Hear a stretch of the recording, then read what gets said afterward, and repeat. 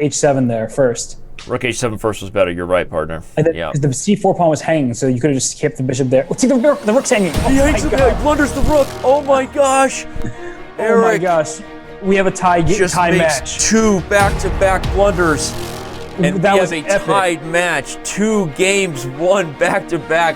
Hammer can hardly contain his nerves. So what happens now?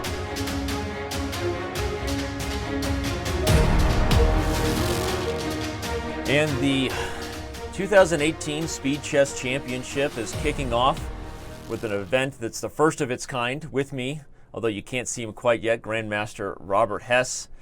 We have 4 players that are throwing down today, Robert, and you get 3 speed chess matches in one day. This is like Christmas in June. Hi, Robert. You ready? Hey, Danny. Of course I am. And if you say, some of us have to work for the next 6 hours, so it will be a That's right. tough task for us, but we're here and happy to provide the entertainment. Danny, I mean, we got 4 great players. Everyone in the chess community knows them. What are you expecting for today's action? Well, as we take a look, as everyone can see who these 4 players are, these are household names on Chess.com and really to the entire chess world. To start off, let's talk a little bit about the format. We have the 4 seed taken on the 1 seed based on Chess.com ratings. That's actually Grandmaster Eric Hansen, the Chessbrah, played his way to the top seed despite taking a thrashing from Grandmaster Wesley So, middle of last week. Sorry, Eric, had to throw that out there. He managed to get himself back to the top. He's taken on Jon Ludvig Hammer. After that, we're going to have Dominguez Perez taking on Georg Meyer. They are competing for cash prizes that will increase throughout the day with the support of the Twitch community. That's kind of a new twist we have for this year's SCC. Fans can donate for sweet tactics or their favorite player, whatever they're into. But the ultimate price, of course, is that they're playing to fill out this bracket right here, as you see, who's who list of all the best chess players on the planet that have already confirmed their participation in this year's Speed Chess Championship. They're competing. These 4 people are competing for the spot to play in the main event, and as we can see, our 2 guys that are ready to kick off first are sitting in their chairs, and they are ready to rock. I'm going to go ahead and give the go-ahead to our team. Let's go ahead and start it, and we'll talk a little bit more about the format as it gets going, Robert, and maybe remind everybody what it is. But given that we're running a few minutes behind, I know these guys are anxious to start playing. It's game time. You ready?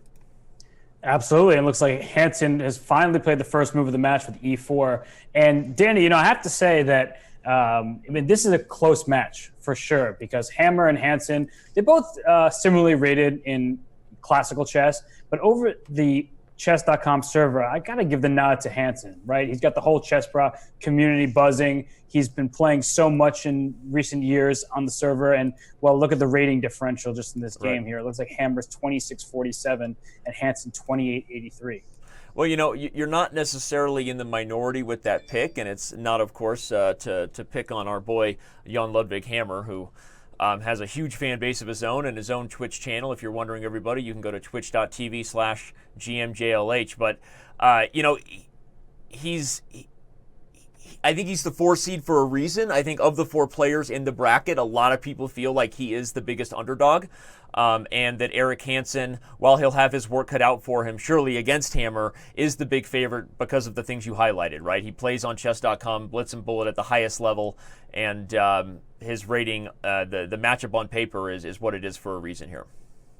Yeah, and it's interesting as, we'll get to the actual chessboard in a second, but it's interesting because Dominguez and Meyer are the 2 highest rated players in the field in terms of FIDE rated chess, but yet they are the 2 and 3 seeds, while Hansen is far and away the most frequent. Actually, I don't want to say that at all. Meyer's been playing a ton on Chess.com. So, for those who have been keeping an eye on it, both those players are very active, as well as Hammer. And Dominguez is more of the wild card in that sense because he's not nearly as regular on the Chess.com server.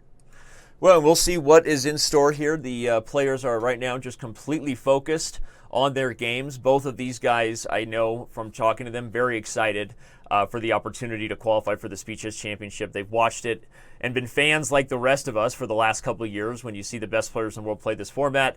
So they are both really, really excited about the opportunity. And as you can see there, we will keep track of the score between these players. Remind you that the format in this qualifier is a little different. than what you're used to, where the players are running and competing against a running clock. Here, there is a set number of games per segment, and they are competing to basically erase the first one to get to 10.5 points, given that there are 5 games in the 5+1 segment, 5 games in the 3+1, and then 10 games of bullet total to decide who of these 4 players is the best at in this mini Speed Chess Championship format and earn their right to the main event. So that's the prize fund that started out here from Chess.com. It's $1,500 on the day, but we're excited for the opportunity for the fans. If you're interested in helping to support these chess players, everything donated today goes directly to the players, nobody else, and so you are contributing right to their pocketbooks if you see something you like. So, all right, Robert, it was a Ruy Lopez turned into some sort of Italian structure. What do you got here for us? Well, the first thing I would notice in a position like this, Danny, is the bishop on b3 is excellent. It stares down immediately the knight on d5, but through it, the pawn on f7. And you see Hammer retreat knight f6. A big problem was bishop to e6 was always hanging that pawn on e5. Right, because you block the rook's protection, the e5 pawn. So knight f6, actually, the retreat now allows the move bishop e6 to be played, since the bishop can capture on b3 as an intermediate move, and the queen will be hanging on d1. So it's not like if black got another move right now, bishop e6 would be a perfectly reasonable shot. So okay. a4 played to challenge black on the queen side now, and b4, I mean, this is thematic, and now a5. So he's using the a4 square for his bishop in the near future, and that will put further pressure on the pawn on e5. Yeah, and it's sort of a typical way that you handle this queenside structure for white to play a4 and then counteract b4 with a5. As you said, it opens up a4. Also, make sure that this pawn on a6 might be a long-term target for white to gang up on. And based on what I've seen on the clock so far, Robert, and on the board, feels like Eric is a little more comfortable here. Shout out to our last subscriber at the Twitch TV/Chess channel. Thanks to everybody who's with us here, hanging out in the chat at both Twitch and Chess.com TV. If I miss your username, it's not because I don't love you. Just doing our best to focus on the chess. So, okay, he goes to c4 rather than a4. Does he want to put the queen there? What's his idea now? Yeah, his queen can now go to b3 or a4 depending on the circumstance. That's why Hammer is not taking on c3. You're leaving the tension there, because if you do take on c3, then a white piece will come into the b file with a tempo and that bishop on b7. So you leave the pawn there for not necessarily as long as possible, but for a while, because it's not like white is ever going to take on b4 and shatter his own pawn structure. So now Hammer can play a move like rook a to d8, but that d3 pawn is extra well defended because the bishop on c4 cannot be kicked off that diagonal. So I think for Hansen, moves like in the future, like queen a4, just developing this bishop maybe to d2 to try to clarify what's happening on the queen side. And from Hammer's perspective, you really have to figure out how to configure your pieces better, because the knight on c6 cannot move as the e5 pawn needs defending. The bishop on b7 will not have any life until that knight on c6 does move. And there are no clear targets to attack for the time being. So I am definitely favoring Hansen's position. I would start with a move like queen to a4 here. Okay. All right, so the rook goes to b8 last. I guess you're just preparing for the opportunity that some action might happen over here on the b file. But, okay, so Hansen switching gears slightly, maybe poking at the a6 pawn indirectly right now. It is a potential weakness, but also doubling his efforts on e5. But here comes bishop c5. Queen e2 is a little awkward, right? Because now aren't there tactical opportunities for black? At some point, you got to be thinking, if he can try to open up the bishop on b7 and try to get e4, okay, but Eric puts the stop on that right away with this trade. Yeah, and now he spies in the a6 pawn, right? Actually, Yep. In fact, you can... I wonder if Hammer just either missed that or has something in mind, because we were highlighting that a6 was a weakness here for a while, and queen e2 did exactly that. I think Eric can just gobble that thing. Yeah, I'm not really sure how Hammer is going to compete with just the simple bishop takes a6. I don't see any tactics whatsoever. e4 is extremely well defended. I mean, no pawns are weak. Yep, that's a free pawn. Bishop takes a6. So yeah, he takes it. He was leaned in, and Smarter Chess just donated $5. We appreciate that. We will keep track and try to keep you updated on what the running prize fund is today. currently there. They've put $5 in their pocket for the positional technique to take care of a weak a6 pawn. Robert, that's what positional technique will get you. $5. Well, for Hansen to finish this one off, he needs to make use of that extra pawn, an outside pass pawn. Though it's not actually easy to push, right? Because the a7 square is extremely well defended. Now Black is getting some activity on the queen side in the form of this rook to b3. The other rook can come to a8 to attack that a pawn. So definitely a clear advantage for Hansen, but not the cleanest position that you would like if you have the white pieces here. So I think that the chances are pretty decent for Hammer to come back in this game and try to hold a half point. Because let's see, knight b8 here. Can I just keep chasing this a pawn? Yeah, I think he will. Well, he's not actually threatening anything yet if he does, right? White still has double the defense that he needs right now. But okay, but no, you're right though. I mean, Hammer taking a really solid approach, bishop to b6. He's just gonna sort of strangle the pawn and make sure that it doesn't amount to anything. Yeah, now knight a5, then I can come to c4. Yep. Sort of typical queenside compensation for a pawn. You see this a lot in certain Grunfeld type positions where white takes the pawn on c5 and then takes a pawn on b6 and black plays a takes b6. You give white an extra pawn and black does have activity as the compensation. Now, this was not intentional. It's not like Hammer was like, oh, I'm going to give up this pawn and get activity. No, he blundered. Let's be real. No, I think he did, but as you highlighted well, though, look how comfortable he's been since then. I mean, the time on the clock says how comfortable he is. He went from being down 90 seconds to up 30 as they crossed the 1 minute threshold. Yeah, it's one of the frustrating things in chess is when you go up a pawn and you're still not clearly much better. It then requires you to take some time to come up with a winning plan. And for Hansen now, rook a4 seems to be wise. Okay, he played queen d3. I think knight a5 will be met by queen. I think he's preparing an idea of queen d5 because if he can open up the e file and the e pawn immediately becomes a target, maybe he creates counterplay while black is busy gobbling up this a6 pawn. Right, yeah, black can go right after it because rook takes a6 is in fact a threat because queen takes a6 is met by bishop takes f2, except bishop e3 stops that plan in its tracks. Thank you, Jake Loans, for the shout out there. Nice commentary, nice match. Appreciate your support. And thank you, everybody active on both chat rooms, and thank you, everybody, for being here as we kick off the SCC. Yeah, so Hammer, queen c4 here. If I'm Hansen, I'm considering several moves. One is knight takes e5. Yeah, I was going to say you got that. But now a lot of trades will happen. So queen d3, knight takes d3. Rook takes c3. Yeah, I can. Knight b4. Trying to hold the pawn for one more moment, but feels like black is on pace to have defended himself to a draw here. I'm having a hard time believing that white's really going to hold on to this a6 pawn. Well, actually, now rook to b1 can just be played. The knight followed with knight d5, and the b6 pawn falls. I thought that maybe knight c6 was even better the last move. Okay, but he plays it now. Okay. So I feel like I was looking at a game recently with this exact endgame. It might have been Wang Hao playing with the white pieces, and he won this endgame as white fairly quickly with white. It should not be that easy to win, but especially with knights on the board rather than bishops, oftentimes that extra pawn comes in extremely handy. And now the f5 square is an outpost. Rook to d1 can come next, and the rook is trying to aim its way to d6. If you're black here, what's the correct defensive setup? You need to defend your king because knight e5, rook d6 check, f6. I need to get my white needs to get the rook to the 7th rank then to go to g7, or at least make an attempt to do so.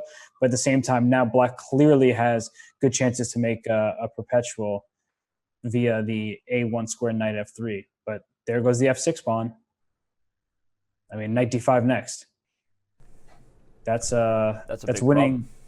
It's amazing. I mean, we've talked about this before, and I guess we've hosted so many shows together. But the knights really are the best at winning these types of endgames where all things are equal on one side of the board. Their ability to maneuver and hop in and out. You see that sometimes I think people take for granted that, you only have one pawn, rook endings are always drawn, bishop endings are always drawn, but knight endings really offer a lot of winning chances, as we see here. Yep. And look at the time situation. Hansen just down to 3.8 seconds, Hammer down to 5 and under. So this is actually just going to be a little bullet battle here. Yep. And if you're rook takes h5. Oh, he found it with knight e4. Wow, and he found it with 0.7 seconds left. Now, So and now, Hansen, this is a Hansen special here. He's been in this situation so many times, living off the increment.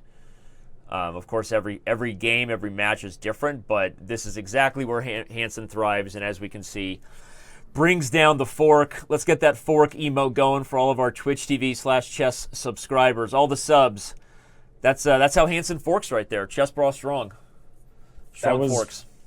that was honestly a very impressive finish to that game, because for a while it looked unclear how he would make progress. He put his rook on b1, took on b6, and said, you know what, I'll go up a different pawn. It may not be a passed one, but I'm going to make use of my extra guy and turn it into a victory. So very impressive start for Hansen. Not a good start for Hammer, not just because of the results of the game, but I think the way that game happened, it was clear that Hansen was better from start to finish. Hammer did try his best, but he wasn't up to the task. And now with the white pieces, Hammer really needs to make something here, because I think in the bullet portion, that is where Hansen's biggest advantage is. Yep. And so as we get these 5 games in the 5 minute, then 5 games in the 3 minute, eventually those 10 games in the bullet, I really feel like will make the difference in this match in Hansen's favor. No, you're right. And, that's one of the issues of being the underdog is I think people could probably make a case that Hansen is the favorite in every time control. But obviously in bullet, where we know that Eric Hansen really, really thrives and has played matches against, Hikaru Nakamura, even if he gets adopted from time to time, and guys like Magnus Carlsen. So I agree. Hammer has something to prove here in this game. He really, really got it taken to him with the black pieces, but now he has white, and here he's a little better, right? Space advantage. Okay, it's a typical type of structure, but I feel like black is a little bit worse here with white space advantage. You agree? Yeah, these kind of positions can be very frustrating for black, but I know that very, very strong players do play this opening from the black side, so it's not like this is unheard of. Why I don't like black's position, generally speaking, is this bishop on e7 is just stuck behind a wall of pawns. Look at all of white's pawns. They're on the dark squares, and the kind of the backward pawn in the chain is the one on d4, but it's impossible for the time being to really apply pressure. That said, Hansen has taken a pretty great approach to this, and he's trying to just trade off all the pieces. If he goes a takes b4 and trade off the rooks, for example, how is white going to attack anything in the position? This is why I was getting to the point. b5 is, generally speaking, necessity, but as Hansen shows, you can just retreat. You can if bc6, queen c6, I'll take on c5 next. We're trading a bunch of pawns on the queen side, and black should not be doing poorly here at all. You might want to start with knight b5 and then take the pawn on b6 and play a4. But if I'm black, I'm going to play rook to b7, and after c takes b6, I'm going to take with my knight. And that way a4 is stopped because I can take on a4. My knight can go into c4 in the near future as well.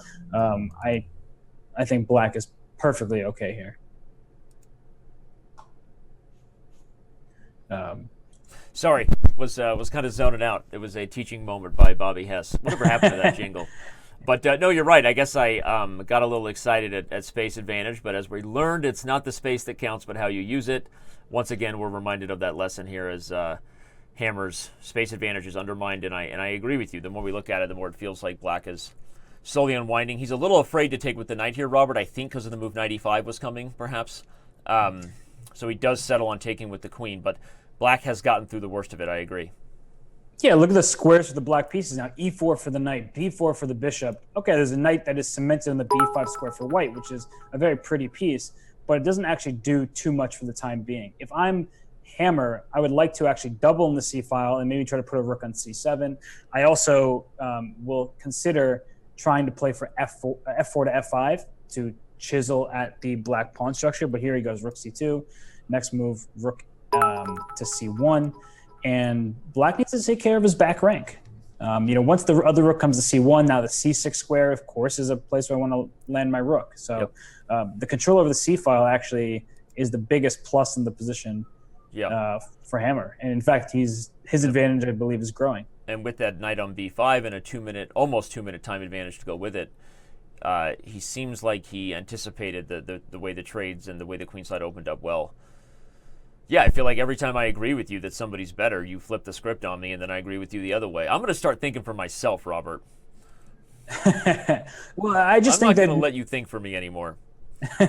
I really think that Eric should have taken on b6 with a knight, and then after knight e5 retreated his queen to e8. Yeah, you give white a little bit of space for the time being, but white needs to figure out what to do with the knight on b5 since the pawn wasn't on a4 yet. So it's a little bit in the past now, especially considering the No, but I'm showing the analysis there just to highlight for the fans what you were talking about, because I think that preventing white from getting this cemented knight on b5 was really critical. And now that in the live position, as we can see here to our left, white not only has the knight on e5, but control over the only open file on the c file. I agree that it's now that the upper hand is belonging again to Hammer. So perhaps we were right that Hansen undermined the space advantage well, but a miscue there, and now he's on his heels.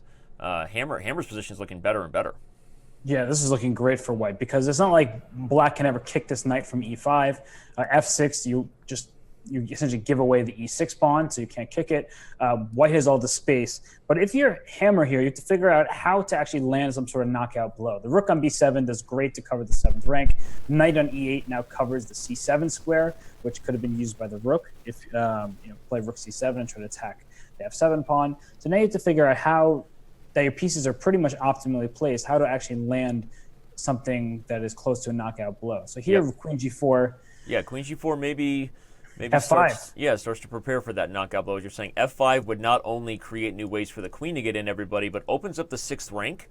And watch out for that rook on c6 to maybe have some tactics against the king side before it's all done. But you highlighted that there's no real knockout blow for Hammer here, Robert, but it's hard to find useful moves if you're Hansen, right? From the other perspective, what does black do here that doesn't make his position worse? Yeah, I'm trying to play a move like knight to d6, but then I'm immediately concerned about, just for starters, ideas like knight to c7, because then I'm throwing knight takes e6 and just shattering open the black king side. So it's not looking particularly good here. Rook takes e6, of course, is another thing to keep an eye on, because if rook takes e6, then f takes e6, queen takes e6 check. Yeah. If the king goes to h8, then knight g6 check happens, and I win. That could be a fun tactic if it ends that way. I think right now with the rook guarding the 7th rank it's not a direct threat. I mean, something like, let's say there's a random move. If Hammer went for this, I think, can black just play king h7, and so it's just a game of tickle at this point. But yeah, that's a nice tactic to watch out for. Yeah, knight f6, knight e4. Okay, here comes f5, though, I think. I think white's going to... Okay, so there's two moves here. Maybe you consider rook c7 as well as f5. Okay, he goes for f5, and we start to see tactics happening. Yeah, because knight g5, simply queen to g4 and just continue protecting the f5s, or queen to d3 was possible. Now black can consider queen... No, queen g5 should not be good, but okay, he played it. I mean, I'm thinking we trade the queens, right? If white accepts, white doesn't have to. But if we trade queens and g5, then at least you got the queens off the board. But look at the control over the c file. Exactly, rook c8. You can take and play knight c6. Yeah, there's no rook c8 because knight e7 discovered check at the end of that line. Exactly. So I think take knight c6 is pretty terrible for black. You have to go rook a8 to protect the a5 pawn, let's say. But then knight c7 comes and let's show that line. Takes knight c6 everybody. The point is rook c8 would allow a discovered attack. So rook a8 runs into knight c7, and probably Hammer is just those knights have gone wild. Somebody let the dogs out, and probably white should win this endgame with all things with accurate play here, and Hammer is still up more than a minute on time. So you don't want to get into a time scramble against Eric Hansen, and that's pretty obvious. But if you're winning, it's a lot easier to play any chess position. Yeah, I think is going for the 7th rank. I was going to say, he's just trying to get the 7th rank under control and play rook b7 here. I was going to say rook d7 because at least it hits the d pawn. But okay, then rook d8 will come. Yeah, so either way, you're going to follow my rook around. But I was thinking that if I go rook to b7 and then you go rook b8, I can take on b8 and your rook's on maybe a less helpful square for the defense. But rook d7 he played, so clearly what am I talking about? Yeah, sort of the same idea. I think he'll probably meet rook d8 by just bringing the other rook in.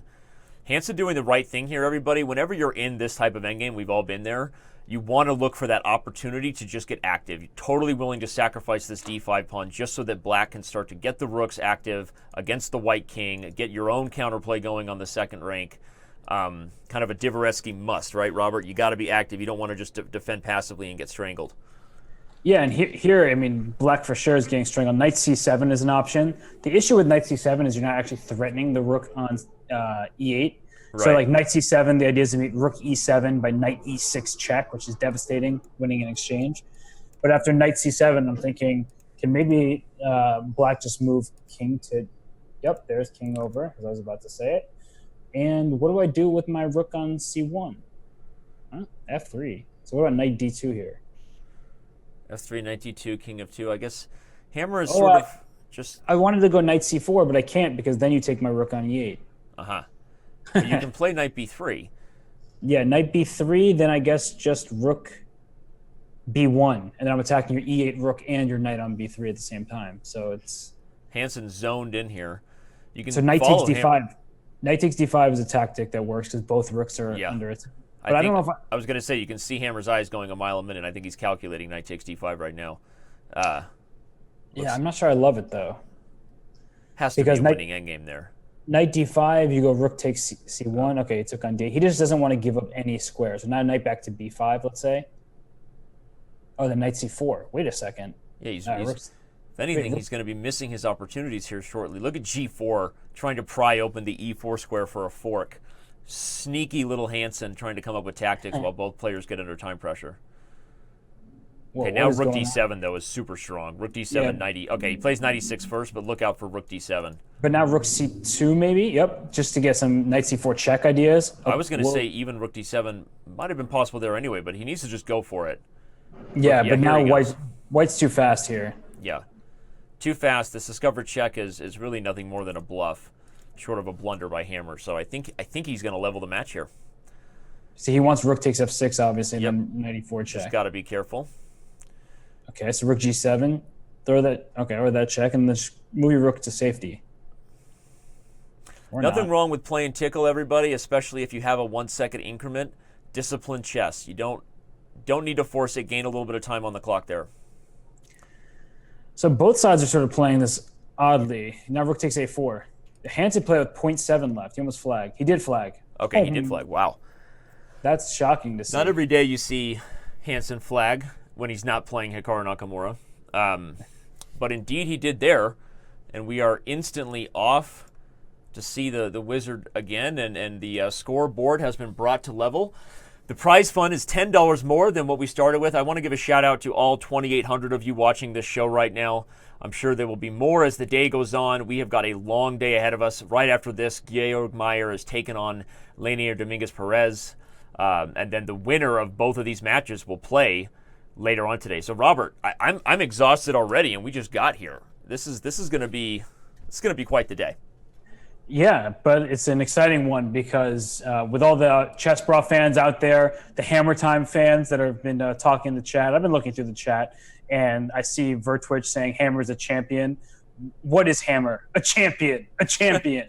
So we got a clear Hammer fan in the audience on the Twitch chat, and it's going to be interesting because Eric can go on tilt. As much respect as I have for him as a tremendous player, he sometimes does go on tilt. He admits it himself, right? And here with the white pieces, he's better again. He got more space. Things have been pleasant in the opening thus far, but I really think that he has to be under control in this match because he is the favorite. I mean, there's no doubt about it. By the time we get to the bullet portion of the game, he'll make his prowess very clear. But for the time being, you can't start losing the 5-minute or 3-minute games because you don't want to go into the bullet with a deficit. So right now, I think with the white pieces, just continue playing calmly, solidly. He's going to play knight d2, put his knight on e4. If h6, well, then he'll just bring his knight back to e4 right away. And he seems to be doing quite well with the structure. So bishop g4. Don't know if that really helps Hammer at all here. Because now, I was going to bring my knight back to e4 anyway. So is there some sort of advantage of kicking the queen to g3? Aren't you supposed to know the answer to that? Yeah, I'm trying. No, I'm kidding. Yeah, I don't know. But you said a lot there. I do agree that Eric has, if he has two things about his game that even all of his Chessbrah fans know are his weaknesses. Sometimes he can manage himself into time pressure. Okay, everybody gets under time pressure when they play Hikaru and Magnus and those guys, but we know that Eric, when he's on tilt, can sometimes start to, for lack of a better way to put it, beat himself. So I agree with you. That's the number one thing here. In this kind of format, we know that sometimes, it's the emotions can get away from you. But I think right here he's once again got himself on the white side of this Lopez turned, whatever you want to call this structure. I keep calling it an Italian structure, but I feel like he knows these positions well. And again, we see him up a minute and a half on the clock here. So just like game one, I feel like he really knows his stuff in this position. Yeah, and these openings are pretty easy to play quickly, actually. From the white side, you always have a slightly better position. Black's piece is going to be a little awkward. Now this knight can choose. Does it want to go to f3? Does it want to go to c4? He played b4, so clearly his knight's not going to c4. But he just has a little bit of pressure, and Black's pieces are going to be a little bit more passive. Note that the b4, c3, b2 pawn structure really limits Black's pieces. The bishop on f8 is sort of staring into that pawn. Once this knight goes to c6, a pawn on c3 dominates a knight on c6, right? That's sort of a well-known structural tidbit that a knight on c6 is often dominated by a pawn on c3 because it covers its jumps forward. And now look at Hansen go, just pressing forward on the king side. Can play h5, knight h4, bring this knight to f5 if he so chooses. No weaknesses in his position. If I'm Hammer, I'm trying to play moves like knight f7, rook d8, rook d7, and just take over the d file. h5. Okay, no fear. Yeah, I was going to say that's a weakness there. I guess white doesn't have a light square bishop or an easy avenue to go target it, but that's something you really. I'm nervous, and I'm not playing. I mean, this is scary for Black to have so willingly opened up his king side here. And here goes Hansen. He's maneuvering his way to go target that pawn. G6 is pretty much forced. Are we going to see G4?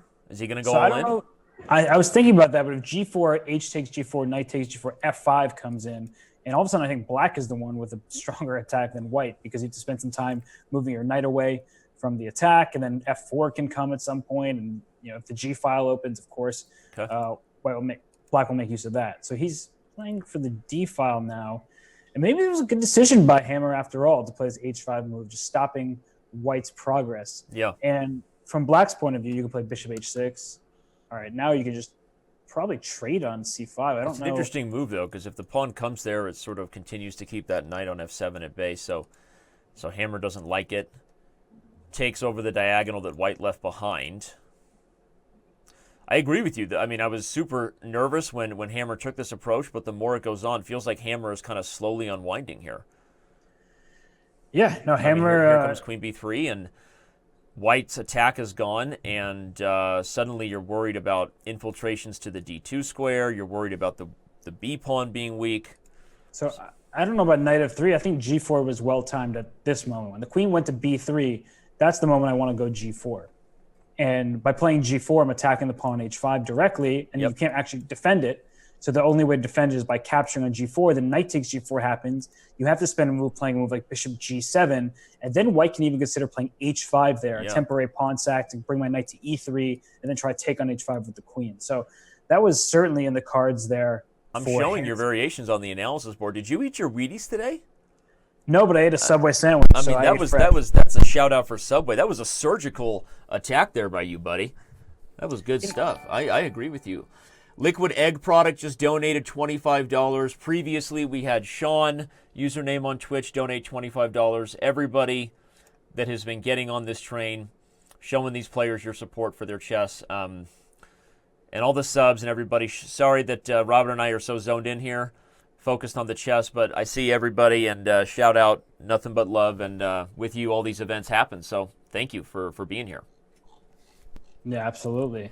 I will definitely be on a better lookout for the chats, but it seems like we have a huge audience. Everyone seems happy, and it's just actually kind of tense in the chat, I feel like, because normally we have people going crazy and just happy for Hansen, but I think they're a little worried about him for right now. That's sort of the tone of the chat so far. Because obviously the Chessbrah fan base is strong, but I know Hammer's got a huge fan base too, right? So it'll be interesting to see that if this is a close match down the stretch, who brings out their flying colors. Yeah, and in this current game, look at the white rooks, an A1 and B1. I don't think that's the ideal setup if you're white, and I understand why Eric did it. He wanted to play rook A3 and just kick this queen away and then try to, make progress on one side of the board. But now black has full control of the D file. It's not that important with the knight on F3. It covers the D2 square. But now look at white's A3 rook. It's about to go to A7. And start wreaking some havoc on the queen side. So I'm not sure if I'm loving the last bunch of moves from black's perspective. Things seem to have gone worse for him. I guess queen C6 here and just try to trade the queens off makes sense. But then white is the one who controls the D file. So you could play queen takes C6, rook takes C6, play rook B3 first, then rook to D1 and just take over. Yeah, here he goes, rook A7. Now you can't play rook d1. That's a big difference. Is rook d1 here can't happen because b2 is hanging. So look at Hammer just striking back immediately in the center. The knight on f3 is a bit limited by black's bishop on h6. Playing e4 would be a bit too soon. You don't want to. Yeah, you don't want to go with d4, right? Although actually now you can play no, e4, then c5, and just continue playing like that. So I'm starting to like black's position. Rook d8 obviously kind of prepares the idea of getting rid of the knight, everybody. You've got your eyes set on this d2 square, but... c5 now. I was going to say, yeah, c5 and then just bring the noise to the second rank here. Actually, I wonder if you even do it in a forcing way. You could, you have e4 first and then c5 because it comes with a tempo on the knight, so that was an idea as well. I think he was a bit concerned about playing c5 too soon because after b takes c5, maybe there's some pawn c6 sacrifices where one of the rooks comes to a6 and, kind of pesters the black king. But now white's rooks have been taking over the space, and now c5 is not possible because the rook just came to a5. Well, not only that, e4 is not as good anymore because the knight would come to d4, and then f5 is under fire. So this rook a5 move very strong. Yeah, and now rook a3 will be met by bishop c1, forcing the rook to b3. So that's always an option here. Seems likely that... Sorry, go ahead. What is knight? Why not knight? Okay, knight takes c5 fails to rook e6. Okay, yeah, the pin. I was looking at knight takes c5, and the rook couldn't do anything else because of the fork coming to d7, but white has to be calculating some option where you go after this e5 pawn. Right. What about, I was going to say, what if rook takes e5, rook takes c3, and then the other rook coming back to a5, hitting the f5 pawn? I wonder if that was an idea. Well, that's actually very interesting. But look at this rook c4 move, trying to go rook e4 check. Yeah. Also allows, if I'm black, I actually really want to play bishop f4. Well, now I can't do that. Yeah. Play e4 and bishop to e5. Like just reroute the bishop to the e5 square. Okay, here we go. The c5 move comes in. Does knight d2 trap? No, there's a bishop on h6. Like, knight d2 almost traps that rook. King d3 might do the trick, though. King d3. King d3, pawn takes b4, right? There's just in time. Okay. Rook e4 is also still possible there, and c4 check might follow. So king d3 not as good as I first thought it was. So if you can't do any sort of tactical tricks on this rook, then I think black is just doing totally fine now because the rook on b6 is about to barrel down to the b2 square. c5, if you take on c5, it just can always take back on c5 at any moment. I'll probably rook b2 check first, as mentioned. You can see Eric leaning in there, slightly frustrated, as you can tell that he just feels like he should have had something more. Now both sides are under time pressure. I don't know about this rook c6 move. I get why he did it. I would have played rook b2 check and bishop f8, trying to get my bishop to that c5 square. Here, bringing the knight around to c2 and then d4 and then b5. Wait, what did he just do? Why did he do this? I don't know why Hammer did this. I think even there, maybe he should have played for f4. But now just, take on b5 with the knight. It protects the c-pawn. He's going to flag even. He's like getting very low on time, black is. Yeah, I agree. I mean, despite defending well, he just couldn't handle the time pressure. Made that move with 0.5 on the clock, and he's going to flag. Oh, 0.3. Pre-moves. But this ending is not rook h6. Rook h6, h-pawn falls, and with it, likely the game. Okay, you can play tickle here for a moment. That's irritating, actually, for white. Yep. That was a nice defensive resource there, actually, by Hammer, because the game is not over now. And Not even Hansen is still, Hansen's under time pressure, too. Yeah, not even close to over, but both the time trouble and the fact it's only one extra pawn, and that's an H pawn that's very useful. But Here comes the threat of E3. That's why Hansen had to go back, everybody. There's a threat no, of but E3. he can go H6 and E3, H7, so he gets away with it. So go rook A8. He should have done it before. Oh, he lost on time. No. Hammer goes into the think tank, and you can see his frustration. Oh my. You know what he should have done, Danny? He should have played E3 before rook A2 with the king on F1, because after F takes E3, he plays king E4. Infiltration kills the cat. I'm going to go back to that game on the analysis board and show everybody exactly what. Actually, no, this was the previous game. So, the position that Robert Hess is talking about right there at the end, super instructive for those who want to improve their rook endings. Right here, it's a really good lesson of how important the king activity is versus really even sometimes it's not even worth a pawn. Sacrificing. Go ahead. Where'd Eric just go? He ran away. I guess he has to use the bathroom. Well, good timing for us because Hammer gains a little bit of time on the clock, shaking his head, needs to let it go. As we know, it can be really hard to do that, but maybe Eric's going to help him out here by getting himself under time pressure. Anyway, but E3 right here, everybody. Take a look at the analysis board. Super instructive comment there by Robert, because the activity of the king and the infiltration into the F3 square really would have saved this position for black. E3 takes king E4, and actually black isn't even going to come close to losing this endgame with control over the second rank, constant mating threats against the white king. That was a pretty instructive moment there, and so, wow. The match goes on, but this is where we start to see who's really going to hold themselves together mentally, emotionally throughout the day, right, Robert? You and I this isn't our first rodeo as far as seeing what the world's best do in this type of format. You don't have any time to take a break, to step away, to clear your head. You have to forget about it. Short-term memory loss is the greatest gift here, and if Hammer doesn't forget that loss, it's going to hurt him throughout the rest of the day. Absolutely. And here with the black pieces, Hansen knows his stuff. He obviously is down on the clock, but that's not because he's thinking in the opening. He just went to the bathroom, it seems. And, he's temporarily giving away this D5 pawn. But how do you capture it? If you capture it with the knight on D5, I can just simply play knight C6, and then I'm going to take your D4 pawn pretty much no matter what, because your pawn on E2 is pinned to the queen on D1. And if you kick my bishop away, it takes the bishop on D5, but this is riskier, in fact, because the bishop on D5 is out of its fianchetto.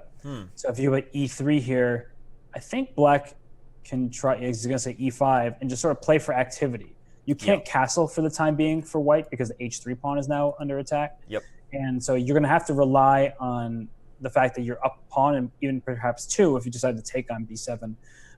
But it's very dangerous, very risky decision-making. Wow. He's all in on this pawn-grabbing affair. Hammer is going to make Hansen prove it. I mean, knight C4 for starters looks pretty decent attempt to just take on B2 next. But there probably something queen C8 is tempting to hit the H3 pawn. Yeah, it prevents castling indirectly, and it clears the D8 square, and it indirectly increases pressure against C3. So I like that move. Yeah, how is white going to develop? Look at this bishop on C1. That bishop needs to get out somehow, but it can't move with the pawn on B2 hanging. If you played B3, well, you just hang your knight and open up this bishop on G7 as well. So now if I'm Eric, do I play rook D8 first, or he just decides to rip off the H3 pawn? Makes perfect sense. I don't even see how white is going to even claim an advantage here, because now you still can't move your B pawn, as my knight discoveries will win your rook on A1. Now I can take on G2 and play knight C4, and your E4 pawn's hanging, your B2 pawn's hanging. I mean, what's going on here? Where's the relief? It's not coming. Why did he play bishop G4? That was weird. You want to do induce F3. I think now you have the dark squares tactical ideas at some point. He's okay. Several moves here for black to continue the pressure. I mean, you might even just play something like knight c4 right away. And there are ideas like queen c5 check coming. Shout out to our last set of subscribers and the cheers there. Thank you for the bits from Lee Prince. And all 3,200 of you tuning in to what is really the season opener of the 2018 Speed Chess Championship. Today's all-day knockout qualifier to decide who gets the spot to join the main event is it's opening day. You know, I know Robert's a big baseball fan, so it's opening day. Oh, don't get me started about baseball, Danny. Oh, I mean, look at the audiences and the crowds. There's so few spectators at the games, just terrible.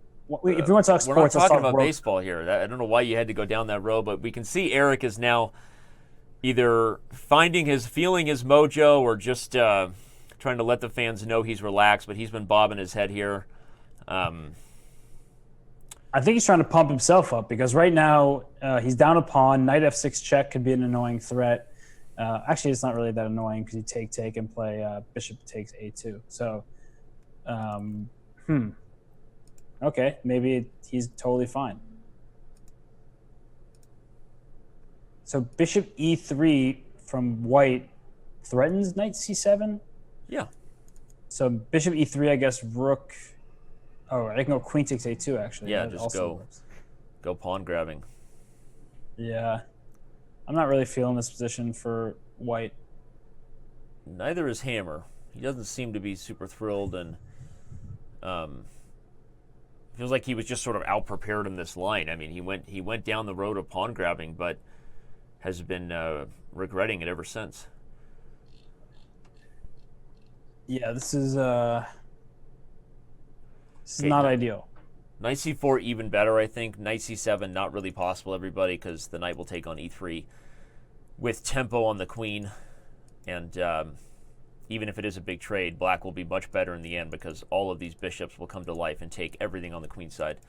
But that means if Hammer has to deal with the threat on e3 and still has problems with the a2 pawn, it's looking more and more like Hansen is about to take an early lead in this match. We'll have our first two-game lead if it keeps this way.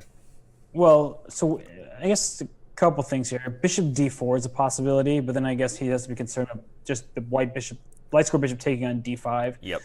So that's going to be a nuisance, right? So bishop... No, I don't... They take on d5 right away? I guess so. Bishop takes d5, bishop g7, bishop takes e4. We're playing... Well, you also have knight e3 tricks, intermezzo, all over the place. Which is what I thought you were going to say, yeah. That's nasty. Yeah, there you go. Look at you busting out the first Honey Badger reference of the day. Somebody just lost a bet. Who would do the first Honey Badger voice, Danny or Robert? I think it was like probably 10-1 odds to be me. So, all right, he goes g7. I think that Hansen is going to pop a pony. No, he doesn't. He doesn't go pony popping. Takes e4. Well, you know what's this? If you just go king takes g7 and go knight e5, I mean, you control all the dark squares. I was worried about... Okay, I guess there are no tactics, as you said. The knight establishes itself on e5. The bishop on g2 is hemmed in. I can go queen b6 at any moment to trade queens. a2 still hanging. Ugh, this is terrible for white. It's a dark square clinic. Rook b3 now. Play rook b3. That way you can go queen b6 next, and you blockade the b2 pawn and threaten the g3 pawn. Huge shout out to Sensei Chess coming in with the biggest donation we've had of the day, increasing the prize fund for these players up to $1,590. We're about to cross the 1,600 threshold. We got a long day ahead of us, so thanks to everybody for being here. Remember, all of your donations go directly to the players and their prize fund, not just these two, but also the next two Super Grandmasters lined up, Georg Meyer and Lenier Dominguez Perez. So, what is Hammer doing? Because queen b6 sort of... He's got rook c5. Rook c5, I'll go rook d3 maybe? You even have knight d3. Oh, no, not knight d3. Duh, pin. Wake up, Danny. Hammer just lost a pawn. Both b2 and g3 are hanging. And the knight on e5 is still a stud. Yeah, Hammer frustrated. You know, if I didn't know any better, well, I think I do know better, but I think I'm right anyway. I really feel like just watching Hammer's body language and how quickly he played this opening, I feel like that last game really had a hangover effect. And now he needs to let go of it even more so, because if he loses this one and goes down 2 games, you got to rally quickly. Everybody knows that Hansen is one of the best in the world at bullets, so Hammer needs to keep this thing close. Yeah, this is terrible for white. I mean, black is up a pawn, great knight, terrible bishop. And we might even get a mate to go with it. H5 followed by, as Eric would say, some sort of penetration. Rook coming in. Although H5 Bishop F3 will be played now, so at least. But even so, if Bishop F3, the knight can move, and knight F2 followed by Rook D2. He should have played F6 first. I know Ben Feingold says never play F6, but at least you could have cemented your knight on the E5 square and then. Either F6 or even King F6. I don't disagree. Maybe King F6 is even better, just to hold the knight on E5. But I think either way, Black is aggressively moving forward. I mean, now, okay, even, knight D3, you're threatening Rook F2 to win the bishop. The knight finds a new home. Knight takes E4 here. Knight takes G3 follows. Yeah, this is, all right, it doesn't matter. Well, that's a smart move there by Hansen because he's just eliminating any outside chance he loses this game in a time scramble, everybody. I see what you did there. Outside chance, because an outside pass pawn. Oh, hashtag first awkward chess pawn of the day. By getting rid of the A pawn, you ruin any last hope White might have had at swindling you or using this A pawn in some sort of time scramble trick.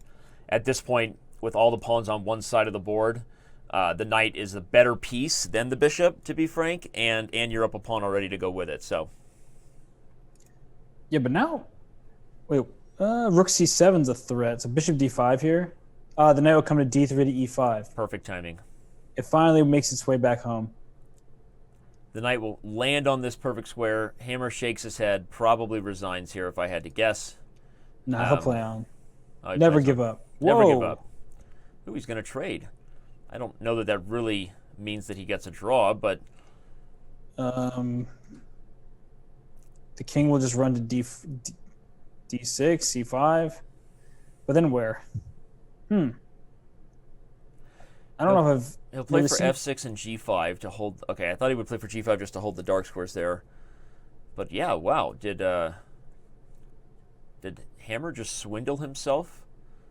This could be a huge emotional boost, especially if he holds on here. He's already, I mean, you can just sense the change in their body language here. He's already feeling like he may have gotten more drawing chances than he deserved in this game. But will it be enough to actually save the half point? I'm trying to think how he's going to attempt to win. He's going to have to bring his king back over to G5, like you said. So king F8, king G7, king H6. Yep. But then how do you kick the king away from F4? The knight is the best piece in the time scramble for some sort of swindle. But showing knight C5 and then king G5. Knight D3 check, king E3. Whoa! Oh, he commits to G5. That can't be the best for Black's winning chances. Actually, yeah, it is. He should go he could have went. He needs to go G4, king G5, and pawn H4 and just sort of like crash through on the king side.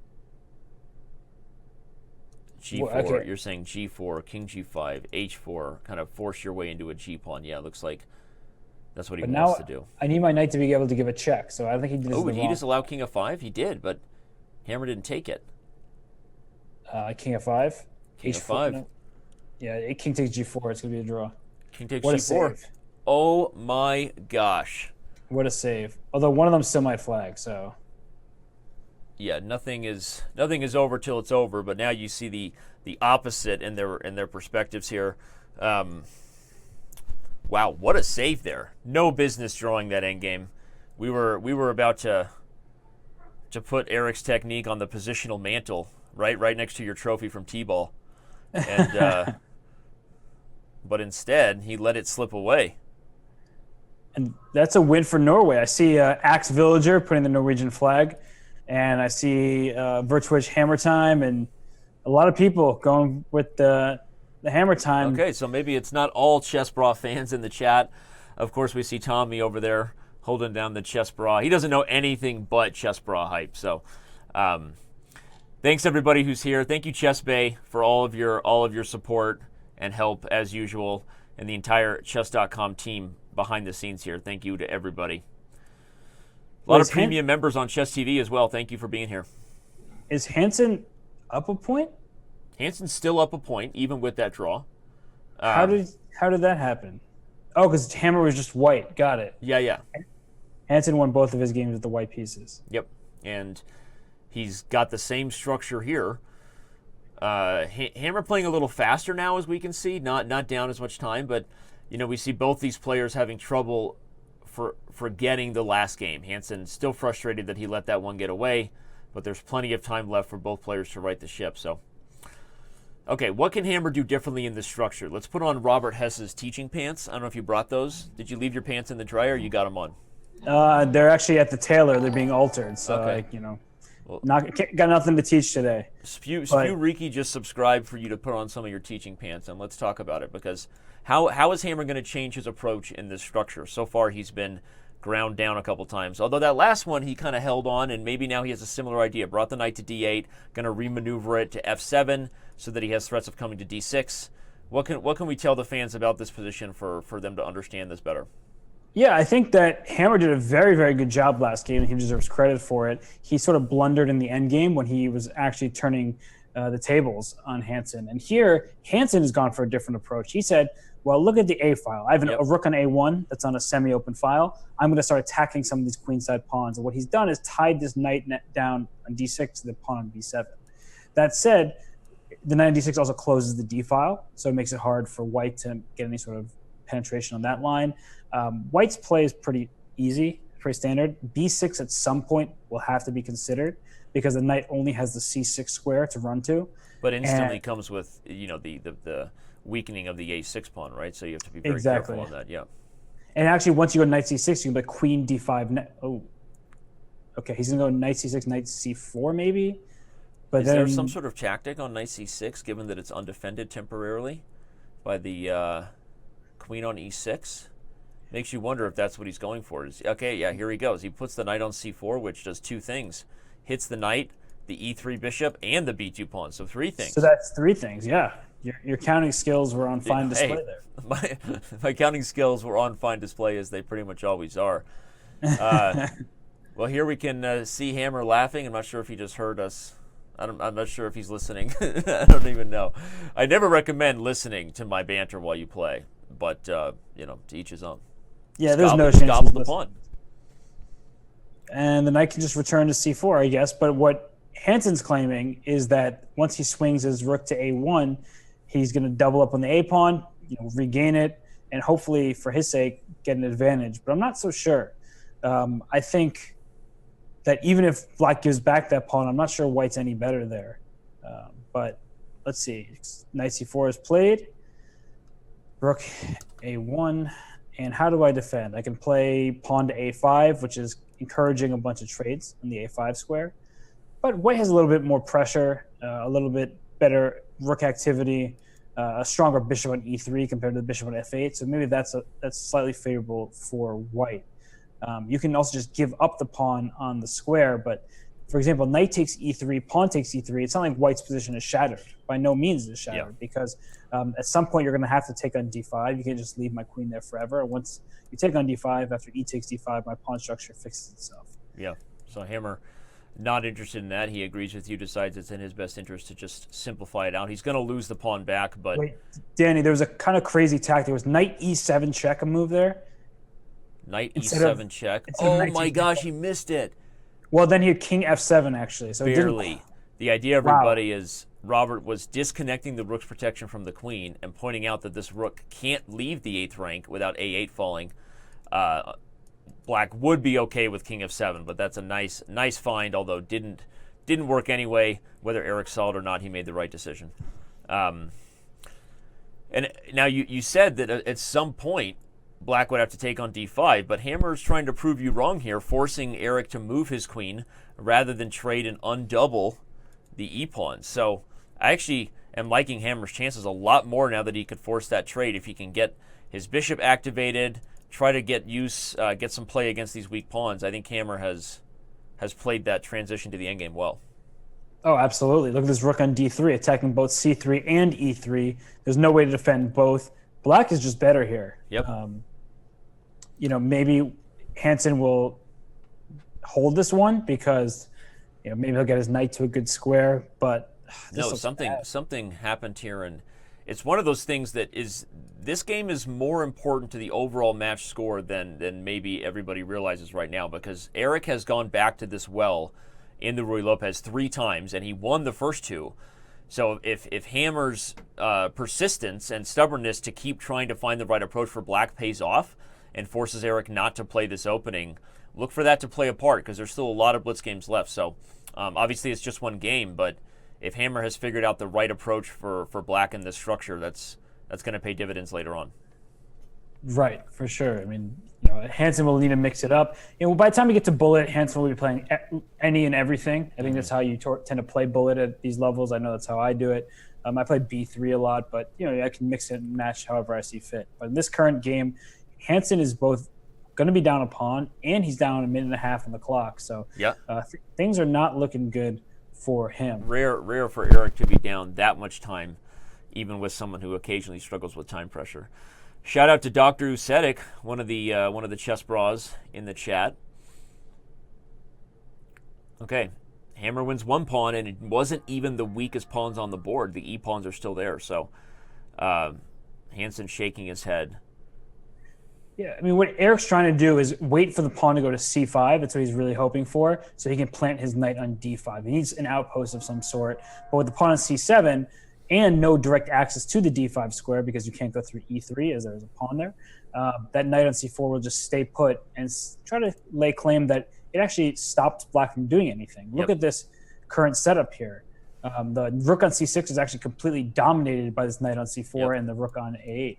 And I like what Eric's been doing here. He actually might want to just throw his e3 pawn off the board and play knight e3 here. Yeah. And then bring his knight to d or f5. But considering the pawn's still there, maybe just continue flipping your rook back and forth.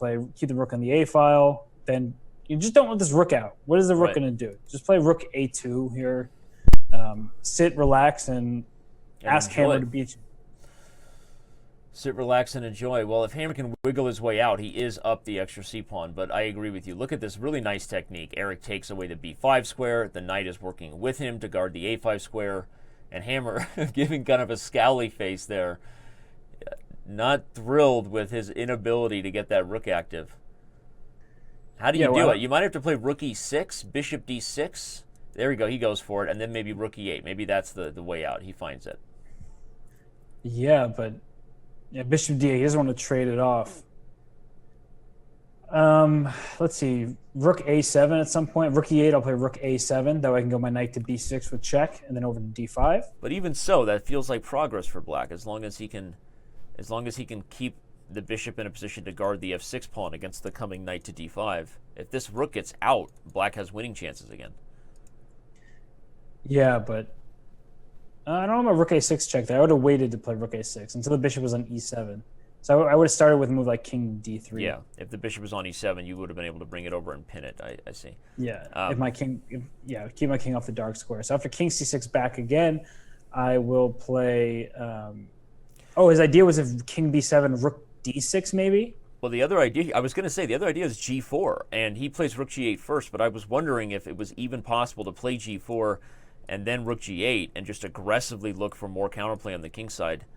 I like that a lot. Yeah, I actually really like it. I wonder if g4 was a more forcing way, but Eric already in trouble either way and now has to run back over to try to defend. So I'm not going to lie to you, Danny. I have a tab open with the World Cup, and Messi just scored a goal. So I just had to throw that out there. Shout out for Messi. Shout out to Shredder Roy, who just donated $25. And for those of you who are just joining us, the prize fund is, of course, the base prize fund, part of the Speed Chess Championship overall, $1,500 on the line just for today. A lot more than that overall throughout the next few months, as you all watch every single match. We know you're planning your schedule around it. But the prize fund on each given day is also potentially bigger based on the fans and what they decide to give. So shout out to Shredder Roy there and everybody who's donated. The players here, Hammer, Hansen, Meyer, Dominguez Perez, they appreciate your love. Okay, I think Hansen's going to be appreciating the rook ending because I don't know. Rook h6. Just play rook h6. I thought he would play rook h6 too. I was going to say I think he has much better drawing chances now. Yeah, same idea. I'll go rook h6 check, king c4 now. Infiltration. Here he goes. So I would go c6 if I'm black. Play c6, king c5, rook check, and h3. Play h3. Do you even have time to do it? I Yeah, guess just play h3. The reason why that's good for black is the white king needs to hide. Yeah. All right, so he started with h3. Now king d5. The white king hides on e5. Oh, but then he's just going to play c5, c4, c3. Oh, that's nice. So Yeah, I don't know if Eric saw that. It may have been losing either way, but that's a nice find by Hammer quickly. Yeah, the problem is the white king needs to stay behind pawns because it can't allow a rook check. And now the c pawn just rolls. So now play king b7. You ever move the king, everybody? The rook checks. Typical rook ending ideas you got to know. That's why the white king is imprisoned on the e-file here, and Hammer's probably going to win because of it. Wow, Hammer. Yeah. Wow. Brings it even. So after a super tough loss. Yeah. Sorry, they went to 3 minutes. I saw the game start already, and I'm like, wait, what's going on here? Yeah. But they're now and 3 we are minutes. instantly in the next segment of today's match, everybody. As a quick reminder, we will move quickly from 5 minute to 3 minute, from 3 minute to 1 minute. And if I had told you to start the day, partner, that we would be tied heading into 3 minute, you buy that?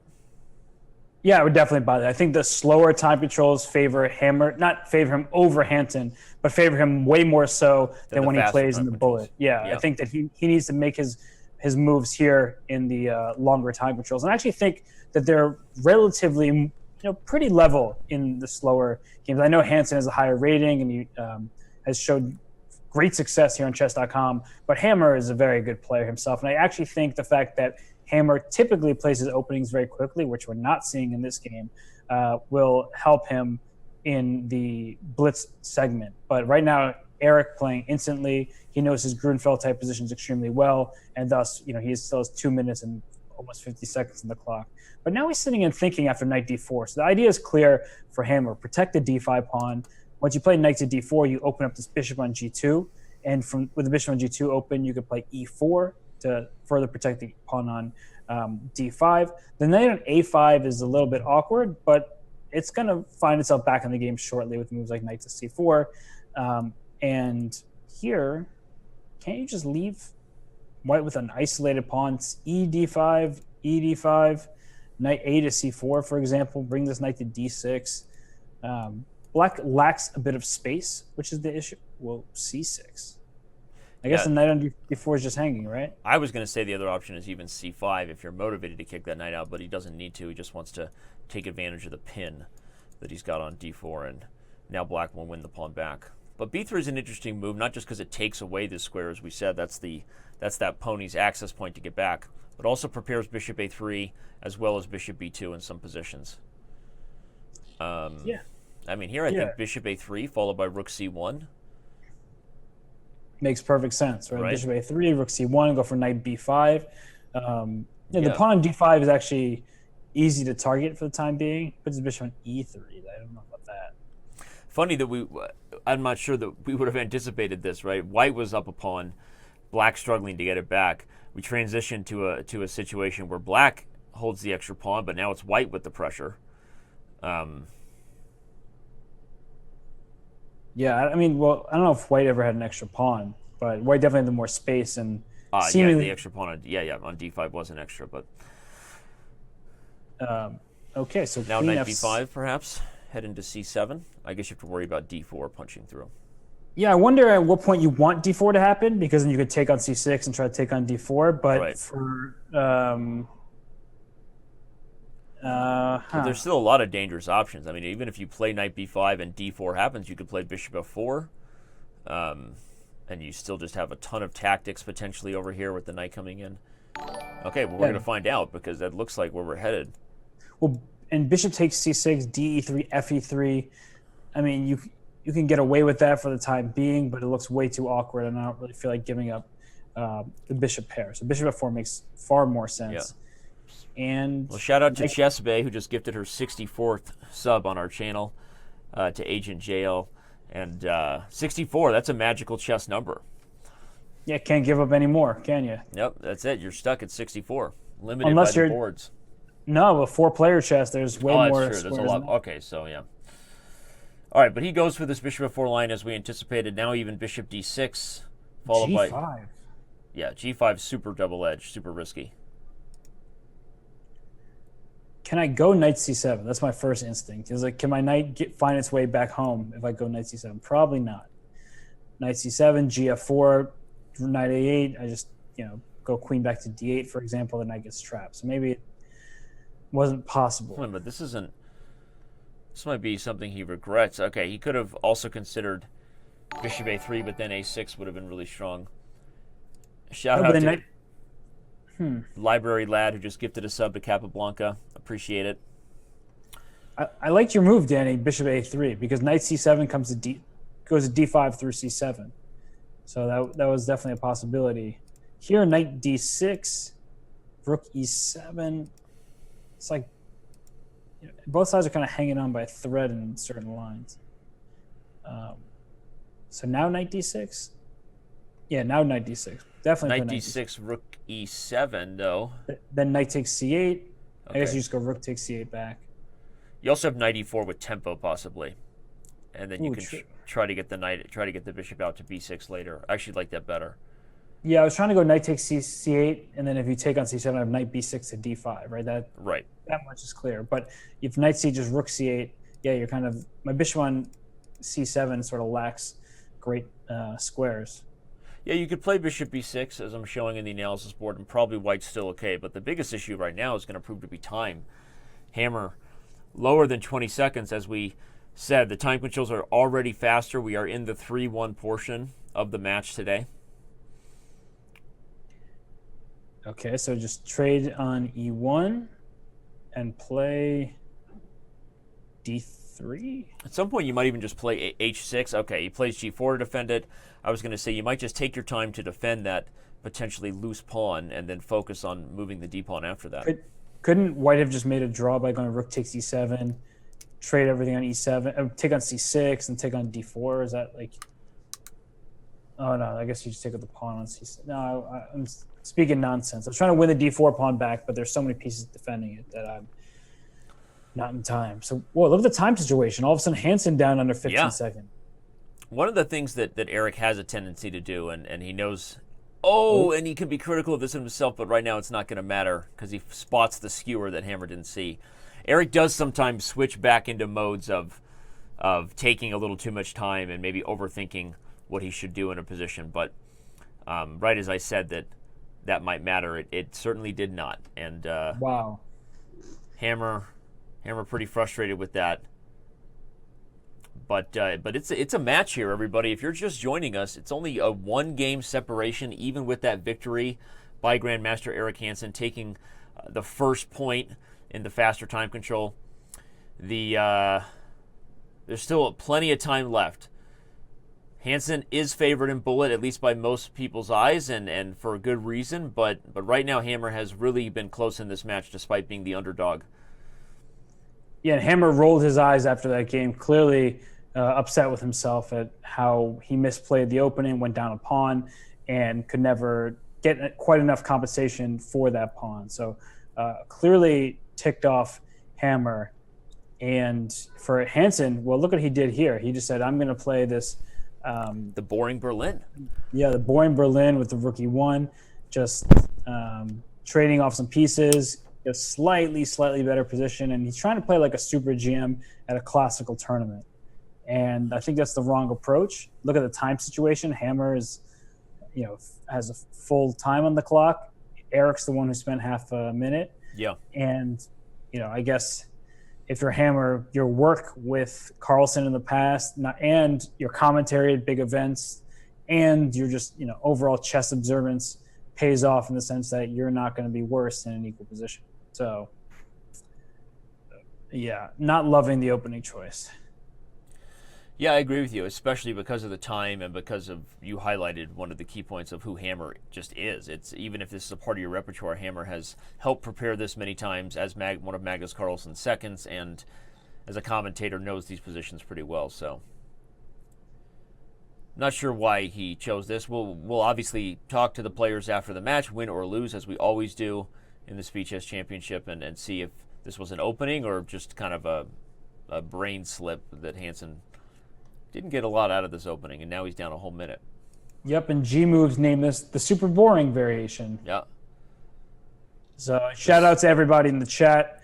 I see lots of you here. I see Mr. Wolfew, Vertwitch, Capablanca, Agent JL Chessbay, 94, of course.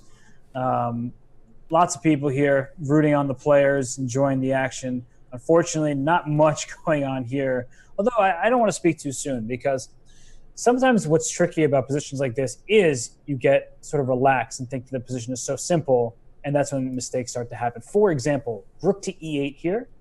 I will take on e8, knight e8, and play bishop h6. Okay, play bishop e5. But what I was going to say was after bishop h6, if you play bishop g7, I have to move queen to e7, hitting your knight on e8. You have to take my bishop on h6, and I think, and then I go queen takes e8 followed by knight to e5 stuff, and I'm gaining a tremendous position. I know that was a lot of direct analysis there, but the point is that you can't get too lax in a position like this, because it is easy to just say, oh, it's dead equal, this is boring, etc., when in reality there are some issues that you have to solve for the black side. It's not super duper clear where it's just a dead draw. That said, it is a dead draw if you play accurately, and so just do that and you'll be fine. Yeah, and Hammer's still up a minute on the clock, so whether Hansen missed this bishop h6 track or didn't think it was as much as we first thought, it's it's still just a pretty dead equal position before time pressure sets in. We'll see what happens in time pressure. Anything can happen. That bishop h6 move, honestly, was quite tempting in that position. So, yep. The time situation clearly tremendous advantage for Hammer. Now he's the one trying to infiltrate with his queen. If you're black, just play knight g7 here and say I have nothing to worry about. Yeah, he played 7. Yep. I feel like if I'm white here, I'm trying to make a draw as quickly as possible, because you just regret your opening decision. You didn't get anything. Time to just weasel out, right? Yeah, and I feel like with the white pieces, you put pressure on yourself to win games, and this is not a position where you can really win. And you make moves like c4, which are fine, but may end up. Yeah, no, I was just highlighting maybe it's not that fine. It creates the only real pawn weakness we've had in the game so far, which is on d4 if black plays knight e6. Yep. So, no, it's almost like you had a premonition there, pointing out that probably Eric should just settle on what this game has truly become, which is just dead equality, take the draw. Now he plays c4, and instead, as with the white pieces, thinking he needs to win, may end up regretting the weakness he created. I think black should just play knight e6 here. Don't. Yeah. Okay. Wow. What? What's he doing? Does he want queen g4? Some sort of trickiness?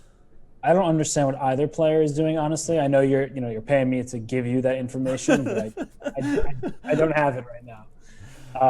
I thought we were just paying you in chessboards today, so that's cool with you. I mean, this is just strange. Why is that knight on h5? Yeah. I guess the knight on h5 just stopped white from playing h5, but if you'd gone knight f5, you would have attacked the bishop on h6. Also the d4 pawn I've been talking about here for the last few moves. So I still like black's chances here, but it is getting weirder. So queen g4, if c takes d5, do I have bishop f4? Okay, now queen g4. I think that's what he wants. Look at the analysis board, everybody. Queen g4, say some sort of move is played. Bishop f4 is coming in, trapping the bishop on h6. And if you take, there's a fork on f4. So, okay, Hammer either doesn't see this or has another idea in mind. But now that d pawn that was supposed to be a weakness is a passer. Yeah. Queen e5 here. Okay, so he takes. Now queen e5, I think. But the knight can just sit itself on e4. That's the big problem for black. Is that this knight comes to e4, you can't go f5 without allowing knight g5 check, which is very annoying. And d6 is coming soon. I'm not liking black's position so much anymore. Yeah, somehow this whole plan with knight h5, I feel like maybe Hammer saw some mating net tricks. This knight h5 queen g4 that kind of was speaking to him a little bit, but he gave in to temptation when he should have just been solidly approaching the weak d pawn. Shout out to Library Lad coming through with yet another gifted sub on the day. Appreciate that. I'm tempted by moves that don't work here, like g5, h6, g5. Whoa, the g5 square. Did you forget about that one? So knight takes h7. Is there knight takes g3 or something? Like, it's getting crazy here. Wow. Well, look at the time situation. We're going to 7 seconds find out. left. No, he's just running the king.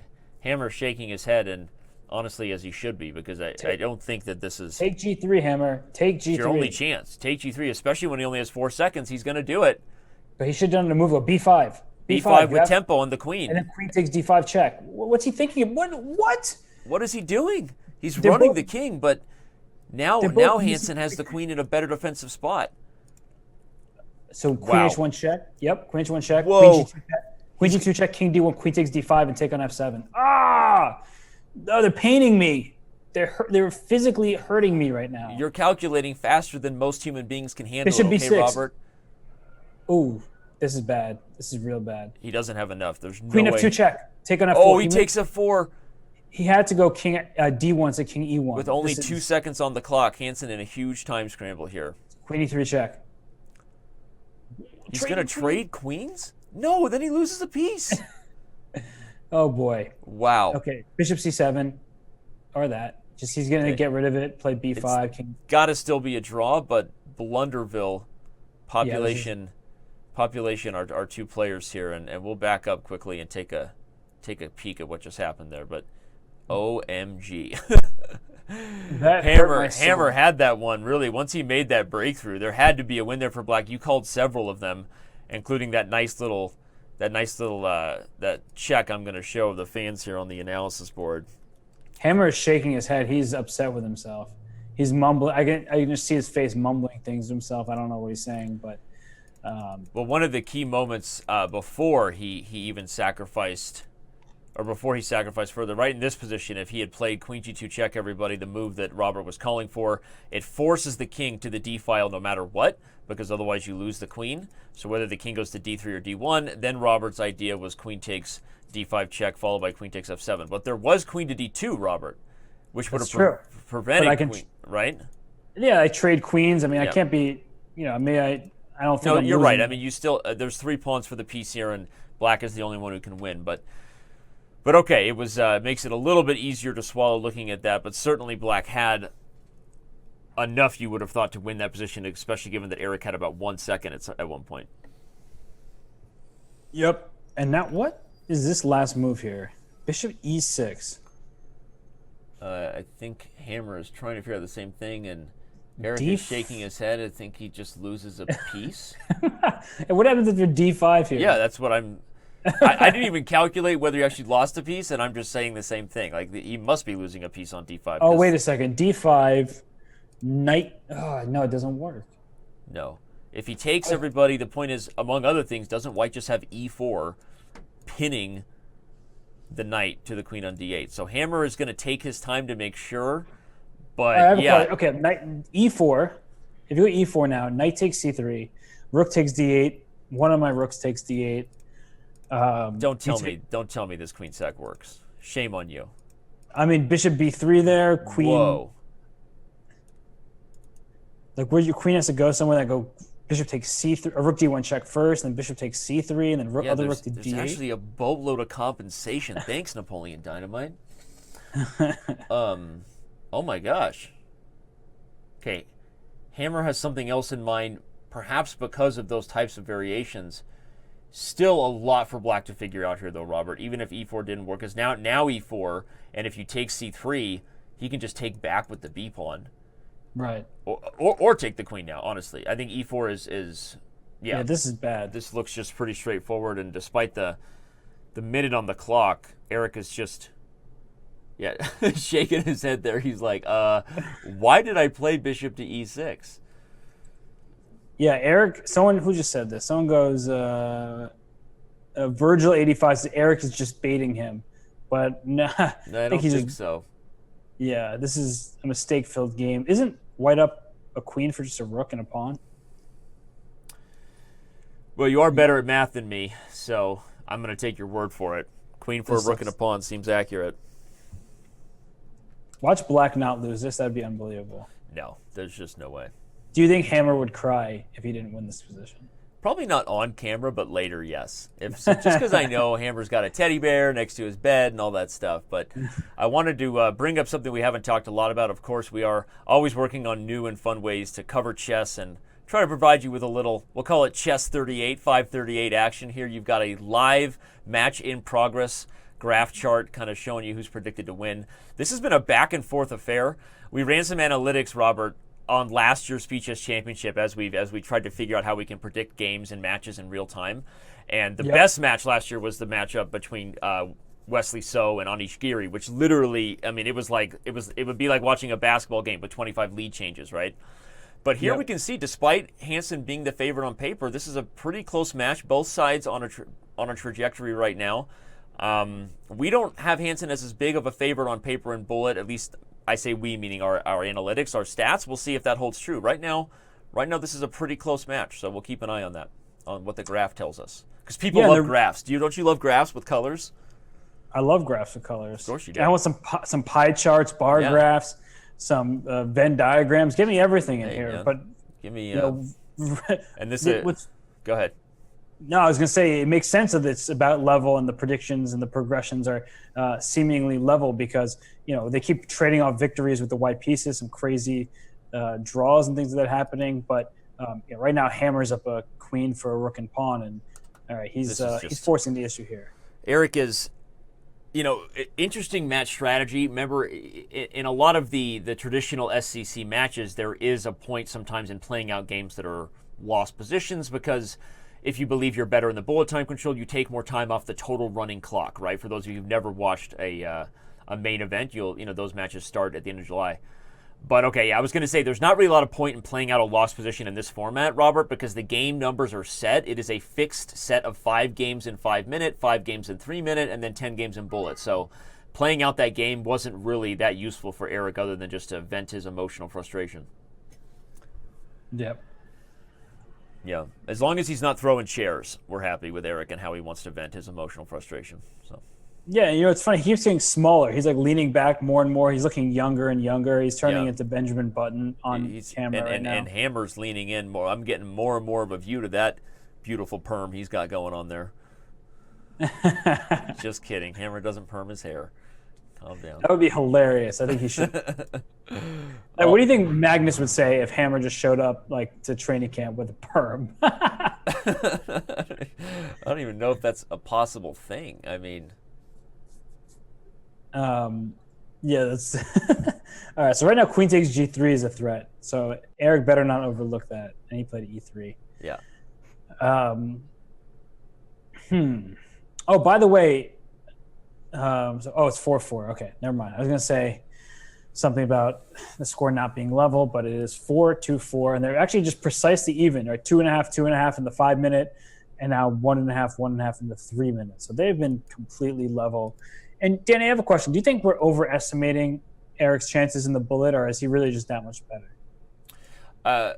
I don't think we are because of just how much bullet we've seen Eric play. I mean, based on what we're possibly able to make a guesstimate on, I mean, Eric has held his own against some of the best bullet players on the planet, and he plays a lot more bullet on Chess.com regularly. Bullet not necessarily Hammer's favorite time control, but then again, Hammer's been hosting his own stream where he does blindfold bullet, which is about as insane as, I don't even know what, some ridiculous reference. I don't know. I mean, but Hammer has been pushing himself, I think, to improve his bullet status. But I think it's fair to say Eric is definitely the favorite. Yeah, I was actually playing Eric at 2:30 in the morning. I was playing from my phone, and we were playing some bullet. And I think we went about even. Maybe he got +1 against me. But it just always reminds me that Meyer is the guy who just dominates me in online chess. I feel like his record against me online is +50 or something. It's just insane. Well, you're not alone in that department. A lot of people feel that way against Georg Meyer. I just was told that it would be very positive and beneficial for me to kind of air out my feelings. So I just wanted to talk about how one-sided that matchup has been. What else you want to talk about? I want to talk about Black's position here. Because look at this pawn on A3. I was about to mention he went rook B3 as soon as I was drawing attention to it. That A pawn got a little too frisky Big for his own Yeah. britches, as parents from the 1950s used to say. This is just terrible for black. You're just down a pawn. So Yeah, bishop what b2 was he back. doing by rushing I the don't. a pawn? I don't know. I don't have any White has explanation. the pawn and the compensation here. Yep, the two bishops. b5, creating pressure, opening up a threat on f8. I mean, you could even take on c6. You don't really want to help your opponent develop ever. You kind of like the bind, but I was just looking at the b5 square that opens up to the knight on c3. And, okay, there's even moves I'm looking at here, Robert, like f4, maybe? Yeah, I mean, f4. The idea can be to take on c6 by knight b5. Yeah, because there's tactics here. Everybody here takes. If you can get away with something like this, just to show you what we're looking at. So there's all kinds of problems here. I'm not exactly sure. Hammer let the excitement of that last win get to him, I think, because that a pawn just was out of control. It's an interesting decision to play b6. Yeah, I think he's just going for the clamp now. Yeah, not a bad thing to get the clamp, but I don't know. I guess I trusted in the tactical ideas of keeping the tension here maybe more. And I don't like that I've made it easy for black to both have a-file pressure and get this knight on b8 back in the game from a6 to c5. Yeah, I'm going to go e5, knight e4 at some point soon, and you're not going to be a happy camper. Really? Is it that good for white? Oh, I guess my b6 pawn is hanging, isn't it? e5, knight f to d7, threatening my b6 Yeah. pawn. And not only that, again, like what I was highlighting, I mean, now black has the ability to kind of unwind here, and this a pawn is under fire. I really don't. I'm skeptical of this whole approach that Eric chose here. Yeah, the bishop on g2 is not super happy. So maybe rook f3. That's a sad move to play. Yeah, rook f3. Black can trade. Get back to getting the pieces out. There's also queen d8 in some positions. If you play rook f3, I'll just defend the rook, maybe poke at the b6 pawn. You have a good point there. Whoa. Knight d5. We weren't even looking at that move. Okay, it's an obvious move we had to be calculating, everybody, because it unleashes a discovered attack and threatens the fork on e7. So shame on us for not seeing that coming. But I'm still not sure black doesn't have a little bit of compensation here. You know what's funny? There were so many pieces defending the d5 square. It was just an oversight. I really didn't even come close to considering it. Wait a second. Knight takes e4, queen e4, knight c5. What just happened? Yeah, was there an opportunity there? Take, shake and bake? Is there a mate on the... Thank you to King Gambits for subscribing with Twitch Prime. Remember, everybody, if you are a Prime member, throw us your Twitch Prime sub. c8 check, right? Yeah, I think Eric is going to get this one, but the tactics there were questionable, to say the least, by both sides. Yeah, the rook's coming to c8 very shortly. Or you can just move your bishop and play b7, right? It's not even necessary to throw the rook down. Yeah, this is not pleasant. Yeah, Still, knight d5 was such an obvious, like you said, obvious move that didn't even come to mind. It was just one of those little oversights. I'm guessing Hammer also missed it because otherwise he wouldn't have put his rook on d3. Yeah. Uh-oh. Wait, take, rook b2, and then, no, it's not. Rook c7. There still has to be enough here.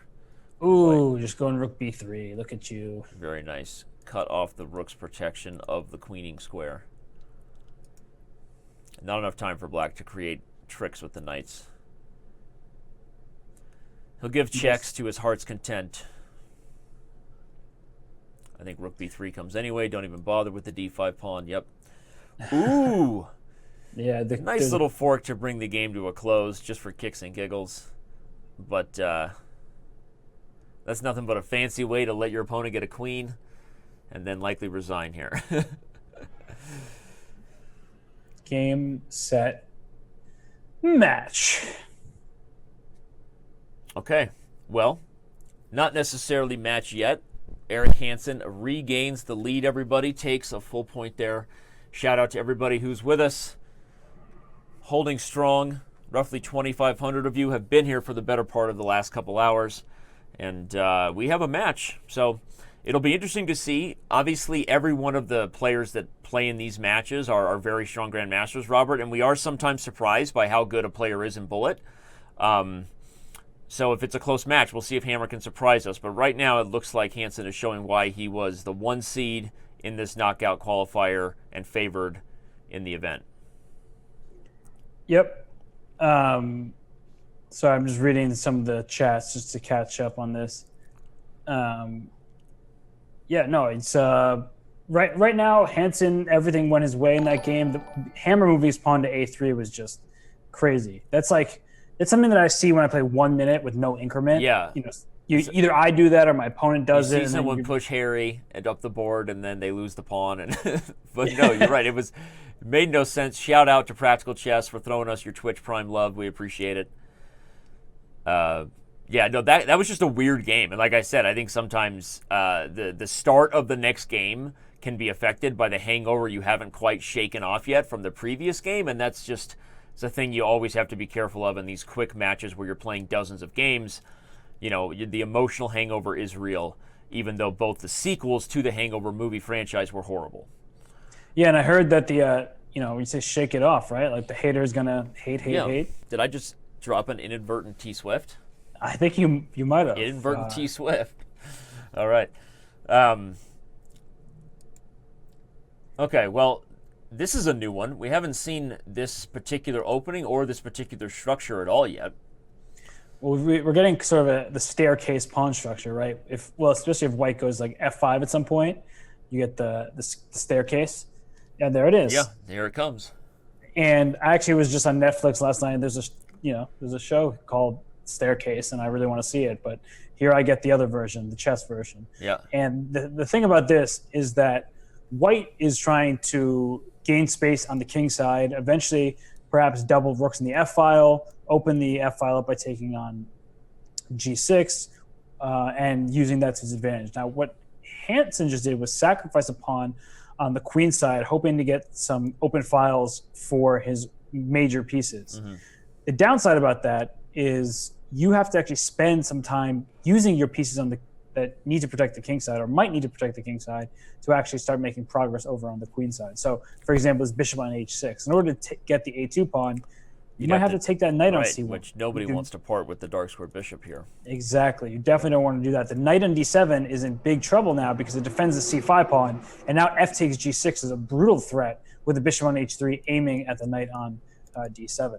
So already I think there are problems here for black that I'm not sure are solvable at all, because f takes g6 now is well-timed. Serious threat, yeah.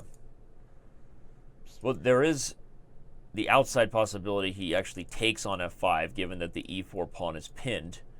Okay, no, he wants to bring the rook back into a more defensive position, both guarding the knight here and indirectly defending things over on the king side. But I agree with you. It feels like white has the pawn, black has sort of a bad Benko gambit here, and white is still kind of in control of what opens up and when. I like this move, a4 and then bishop a3. Just sort of not even because you're really going to take the pawn on c5, Robert, but just because you eliminate the threats of the a2 pawn, get your bishop on a better square, and maybe now you can start rethinking about opening up the king side. Yeah, the bishop on e3 has more bark than bite. It's just it looks menacing. It takes away the g1 square from the king. Yep. It can't be attacked very easily. But at the same time, what's its real future? It can take on c1 at any moment. But as we discussed, that gets the dark squares, hands them right to white. And I'm surprised. I was just about to recommend perhaps rook f3 first to kind of build on that tension before you open up the file. But what does Hammer see here? He's just going for the straight up simplification of winning the c5 pawn. I think so. There you go. That's what he sees. Answered my own question. Hammer's hungry and he says, "Feed me," and that's what he does. Hammer time. Now watch out. Knight e2 runs right into knight takes e4. Game over. Yeah. So that's the great thing with bishop on e3. If knight takes e4 happens, for example, if your queen just gives one check, it's game over. It's over. I actually liked your rook f3 idea way more than and Hammer's shaking his head now. We'll jump over to the analysis here. Shout out to Dan the Maestro who just subscribed with his Twitch Prime. We appreciate that. But I think this may end up backfiring because now look at Hansen's pieces coming to life. 2 extra pawns don't mean a whole lot right now.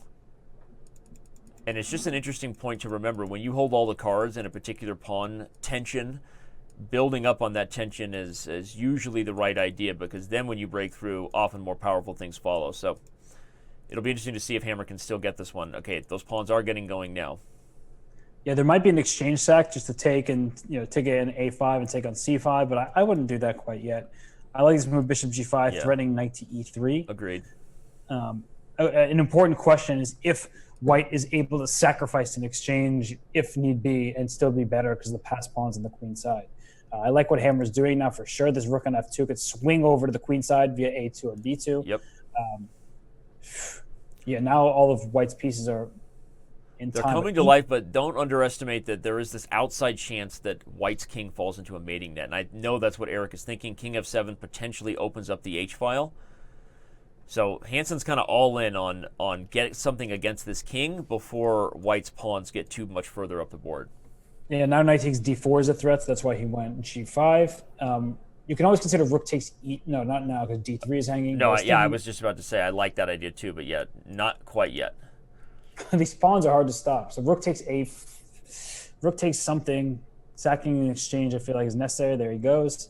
Takes the knight's going to come into e4, which both indirectly defends b5 and threatens knight takes g5. But rook b1 now, right? Just okay, yeah, even better. Just get the rook behind the pawn and now push knight him, baby. Knight b7. Yep, the good move. If rook a7, knight d8 check. Oh, he had knight d8, knight c6. Okay, doesn't find it as good a one, but he's still going to be in control here. Yeah. Only 6 seconds for Hansen. Rook a1. No, not rook a1. That doesn't work. I wanted to go rook c1, but I realized my rook could be hanging on c1, so I can't do that. Knight. Okay, he should still have enough to use that b pawn to win the game. Yeah, it's Hansen winning. doesn't have enough time to defend anyway. Knight c5 check, rook a8 in any order.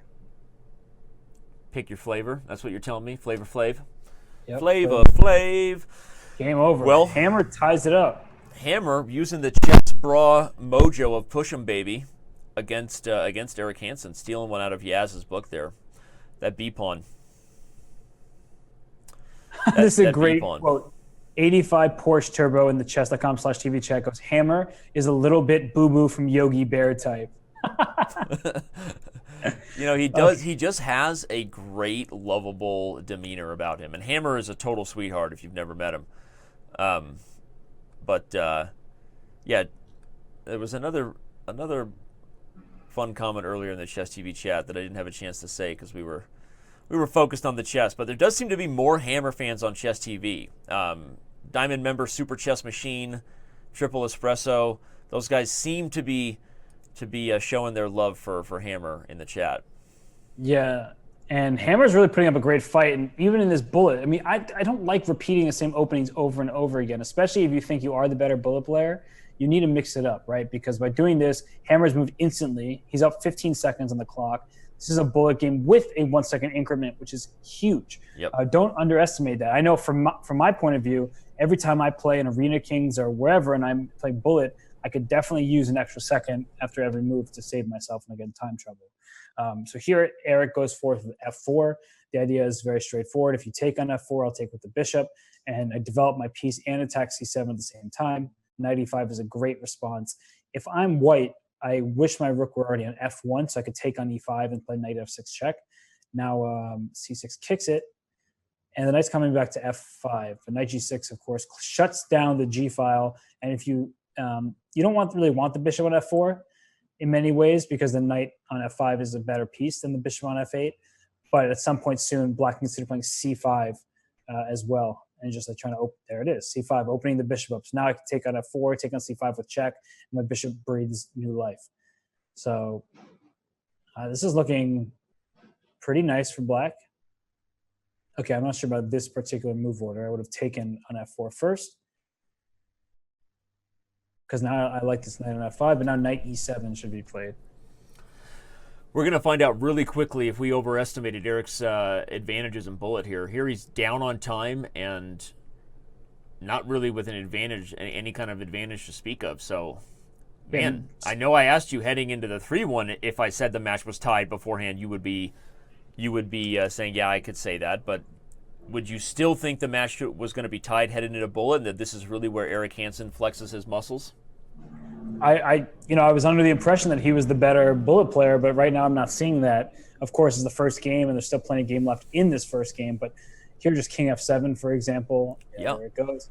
The Hammer's playing perfectly. Hammer's playing perfectly. He's also playing confidently. He seems to have found himself after a couple of really tough losses. If you're just joining us, everybody, so we got a tied match. I'm excited.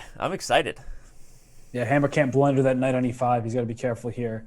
King E7, but this is the kind of king walk you may regret in a bullet game, because you just put your king in the middle of the fire. And he just takes it, knight F7 back. Yeah, no, right after he did it, Eric shook his head. He knew it was up, and he knows D1 check. Rook D1, game Rook over. D1 check is game over, followed by Queen to G1. And then Rook D3 check, and just keep giving checks. Yeah, Queen H1 Eric check. is not happy here, along with all the Chessbrah fans around the world. Buckle up, everybody. We got 10 games of bullet where the big favorite on paper has his work cut out for him. Down a game officially is Grandmaster Eric Hansen, and the jacket's coming off. The jacket is coming off, and Hammer is focused, Robert. This is what I was saying. I mean, everyone kept saying Hansen is the much better bullet player, but I played both of them. And I think, honestly, playing with Hansen last night, where I was just on my couch playing on my phone, and I think like I said, he might have gone +1. It was a pretty close bullet match. Not that I wasn't impressed. He's a great bullet player, and I've been playing much better on my phone as of late. But he didn't impress me in the same way that some other people do. I mean, of course, Nakamura is a different animal altogether. But even the way Georg Meyer sometimes just like really shocks me by how accurate, the pinpoint accuracy. I think that Hammer is capable of holding his own. Now, there are 9 games left in this bullet portion. Hammer up 1, has the white pieces in this game. He's doing a very flexible structure here. Whoa, I think Bishop takes B1 was just missed. Bishop B1, Rook D8, Rook D8 was missed by Hansen, and this is the issue. I think Eric needs to get a hold of his emotions so he can continue to be unbiased and ruthless. Right? He just missed a tactic there. Everybody, Bishop takes B1 would have eventually allowed him to get the rook on the first rank with a dominating position. Yeah, but he's still better, and he's up a lot on time. The jacket did come off, Robert. Eric is he's zoned in here. Bishop B2 is a very good move by Hammer because you have to just give up this G pawn to get your development in. Now you're equal on materials still. The knight can now develop to D2 or C3. The knight on G5 is a little awkward, actually. I think that Bishop Hammer's shaking his head, but he got away with one already, so he should be happy. But Bishop E2 is a good move, threatening knight F3 check. And if you take on D8, Rook takes D8, Rook takes D8, knight C3, knight F3 check. Yeah, but he has just King H1. Oh, King H1 might be the knight. But then knight takes E5, knight E2, Rook D2, and the activity is very good for black. Okay. I mean, still, it's not 100% clear yet, right? Hammer's trying to calculate all those variations as quickly as he can right now. We're going to find out. He's got to take, I think he should take on F3 and play King H2 to G3 as quickly as possible. Okay. But King H2 go H4. Yeah. Yep. Shout out to Chessbrah gifting her 65th sub. She is officially greater than the chessboard. Chessbrah comes through with her 65th gifted sub at our chess channel. Thank you, ma'am. Bishop to G3. Okay, so Hammer does prevent H4, and he may go for your plan eventually of King H2 to get out. But Hansen tries to play H4, and Hammer says no. Puts the stop on it. But look at the time situation. 4 seconds for Hammer. Just now Rook D8, threatening Rook D1 check even. To me, this is where Hansen's at his best. You know Hansen is not playing his best chess when he's overthinking things. You know, I hate to say it this way, when he's trying too hard to play good chess moves. These are the kind of positions where I feel like if he's trusting his intuition, you see him play bullet with the best in the world. Yep. Here comes knight C8. Blunder the pawn. But did he just blunder that? Yeah, he did. He did. Now he's going to be the one. I feel like take on E7. Take on E7 right away. If he gets under 5 seconds here with the obstacle bishop nature of this position. Uh-oh. I don't like what Hammer did either, but he's got no time, so it's hard. He's got no time at all, although he is going to get his king out, which is really key. No more mating net for black on the light squares. No more mating net, but really weak A pawn. So I would just go Bishop C4, play B5. I would play for F3 and E4 if I was Hammer. He's really taking his time with that idea, but play B5. You have to do it for black. The thing you got to play for F3 and E4 if you're Hammer. Okay, there he goes. Hammer offered a draw, which is hilarious. Yeah. If I'm black in a classical game, I'm never accepting a draw. But here, from black's point of view, you just need to start maneuvering your pieces well. So go like Rook A4, try to get the beat. Whoa. Look at this. He may end up getting the black king in a mating net. Yeah, Hansen had to take it because of the threat of f5 check. Ooh, that's classy. f6 is falling, and suddenly Hammer is in control. Hansen's the one down on time. No, he blunders the e4 pawn. Yeah, but b5's hanging. Take b5. I would have played king f6 there first, but yeah, okay. Rook e5, draw on the spot. Bam. And he holds. King f4. With increment, it's over. Wow. A draw, a save. I'm not sure if he had played king f6 there, Robert, I'm not sure that Hammer doesn't win that game in a time scramble. Because king f6, by the way, if f4, rook e7 check picked off the bishop. That's actually a really good point. I think White actually... I think Hammer had his mind made up. He wanted to draw that because he's protecting his 1-point lead, but I think he could have won that. Yeah, and with the dark square bishop, he covers the h square, which is the queen e square. That was a really good find, king f6. And it kind of is similar to that end game earlier where he had to go e3, and f takes king e4, and just kind of bring the king in to infiltrate. So, oh man, either way, look at this, man. We have 8 games left in this match. Remember, everybody, it is a set system of 10 games in bullet here. And Hammer currently has the 1-game match lead with 8 games to play.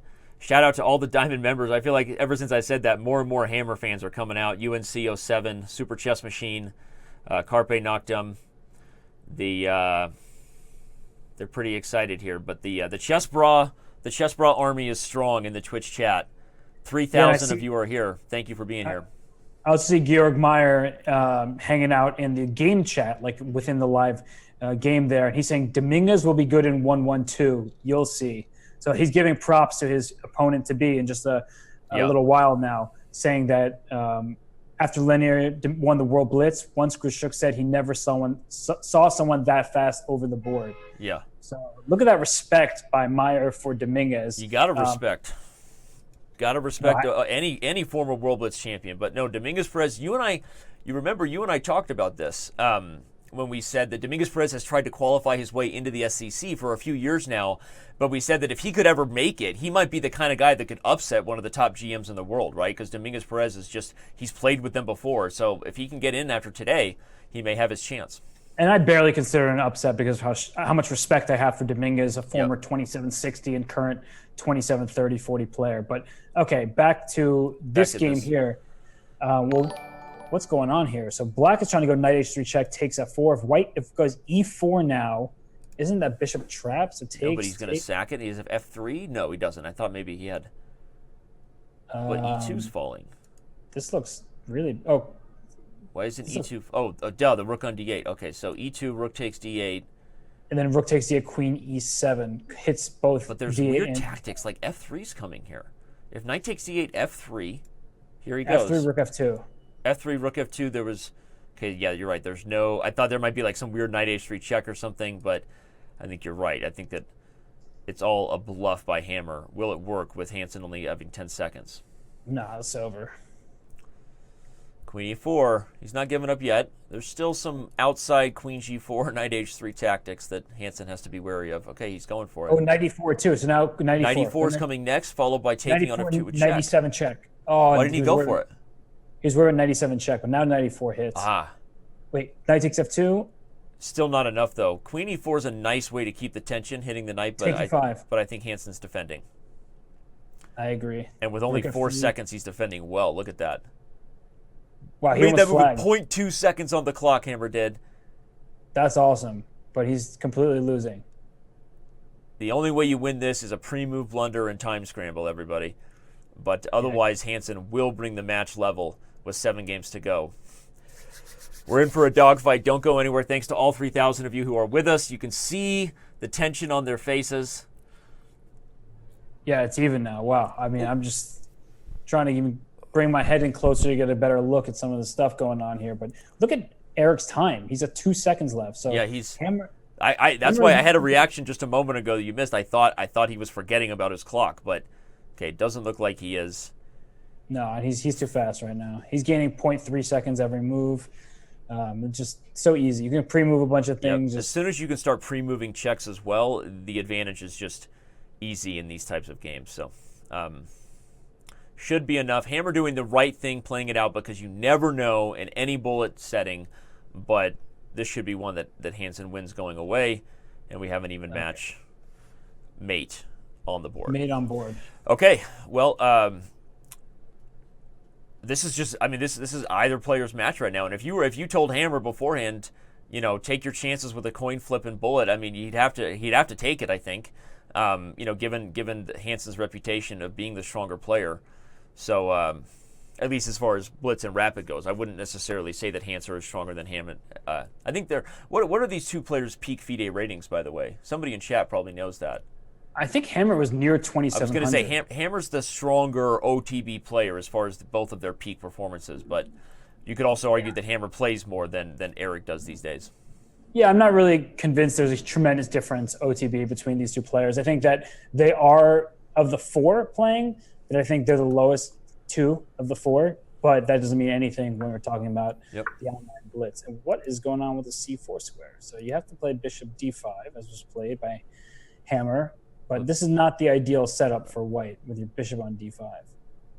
Yeah, if he can work his way out of it, he'll be happy, because he was shaking his head there. Something clearly went wrong. But maybe he ends up with some more queenside pressure than he thought he would get. Yeah, watch out for bishop a7. Yeah. Bishop a7 and bishop b6 are both on the docket. So how about c5? Yep, there's c5. This is suddenly white's pieces have. It's like he planned it. The queen and bishop battery is nice here, and the pieces facing toward the queen side. Here comes a rook to c1, I assume. Yep, quickly plays it. I like it. 94. Or even back up the bishop and try to use the d5 square. Yeah, I like that even better. Bishop comes back. Here comes the d5 square. Danny, sometimes you suggest really good moves. Every once in a while, buddy. One for every one of your 10. Bishop h1 was a sweet move. I really respect that move. That's Here comes bishop b6, and he can even slide over to a3 at some point and kind of poke at the pawn with the queen there. I'm liking. And watch for knight f4. Wait, what about bishop c7, queen takes b7? Isn't that pawn hanging in that might have been, would have been even better. Okay, he goes for the queen a3. I think he should have played queen a3 before retreating the knight to keep the knight f4 option open, but ooh, don't miss f6. Yeah. Okay, this is the game that feels like Hammer is in control of, and Hansen is struggling to deal with all the tactics. We'll see if he can do it with less than 20 seconds. Yeah, he couldn't take on e4 because knight f6 checked in. Now f4 should be good for white as well. And you have to worry your the move dark... bishop c7 just keeps staring at us.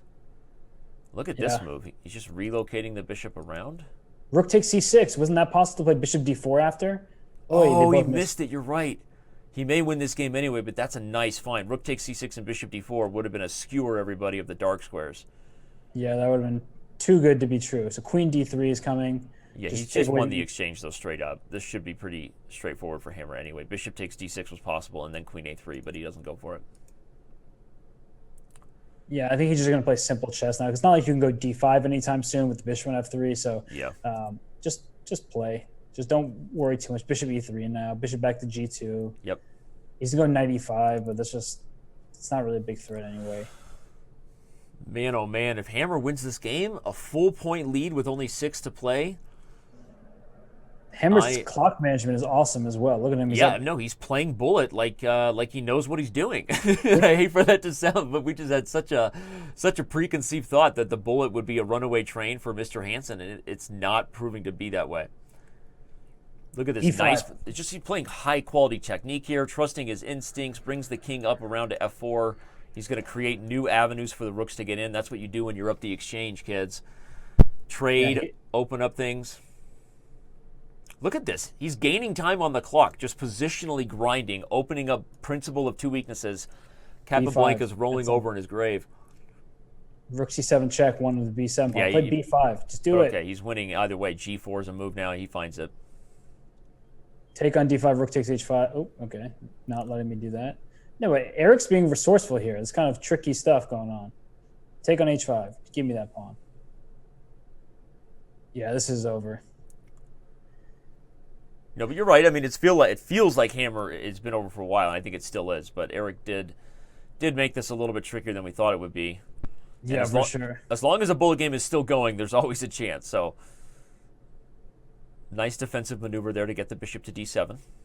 Absolutely. What did they... Yeah, this is... Some people do not like the fact that Hammer plays on till mate when he's losing. I don't mind it at all. I mean, it's his right as a chess player. That didn't go well for Hammer right there. Yeah, what's going on Just here? lost that H pawn for no compensation, and He's like not Hansen's even better anymore. Knight yeah. c4. Knight c4 would have had a mating net on b2. Everybody, Hammer let this one get away for sure. It was over Red Rover.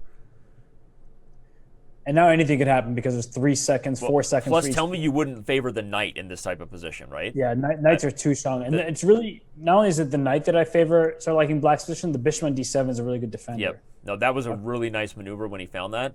Okay, Hammer breaks through, winning the b5. That was huge. The rooks are A-pawn. Yeah, the rooks are back to being favored now, but still that knight is so strong. Whoa! Oh, he Hammer flagged wins him on time. I like, there's so many changes in the actual game that I stopped looking at the clocks for a second, and that's when Hansen flagged. He looked he was in disbelief. And did you see Hammer's face? Someone better have clipped that. OMG. Because yeah. Hammer is doing the Yeah. He's like, shaking it out because he's stressed.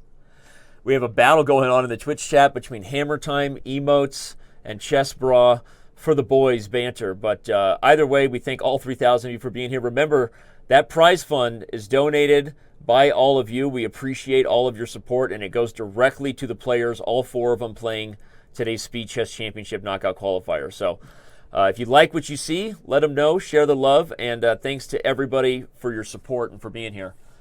I cannot believe we're in a position where Hammer's up a game in bullet. I am shocked right now because I can believe it. I was the one questioning this the whole time. You were. You get credit for kind of saying, hey, are we being a little... in fairness, I think you did also pick Hansen, but, didn't you? Yeah, I did. I thought Hansen was, I just thought that he was a slight favorite, but he also hasn't had a lead since game 9. And it wasn't Queen c4 just winning a piece right a second ago? It was.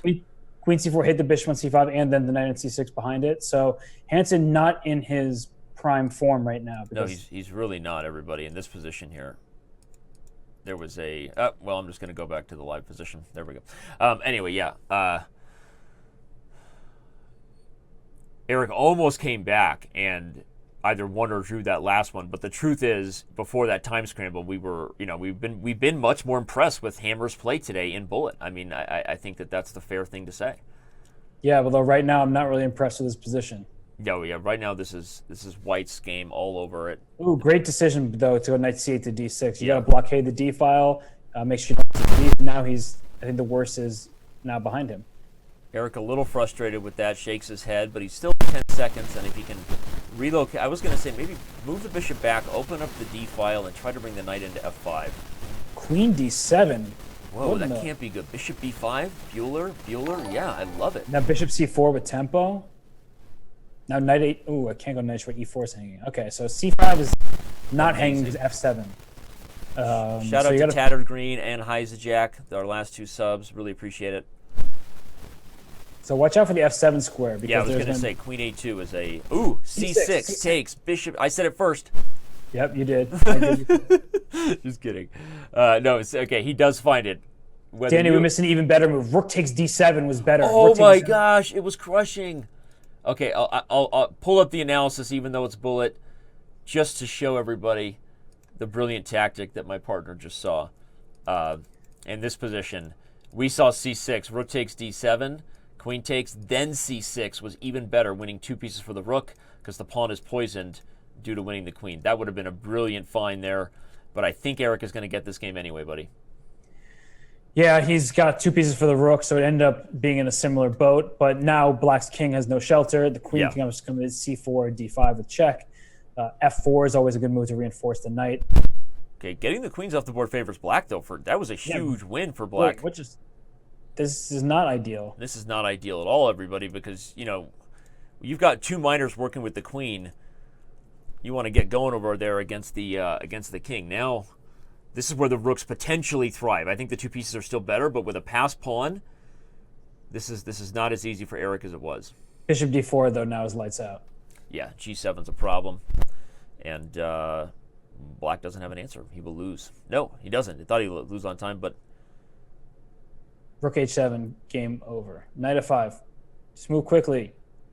Knight f5, rook over to c7. Only 3 seconds on the clock, though. Okay, it still just should be over any moment. Rook d1.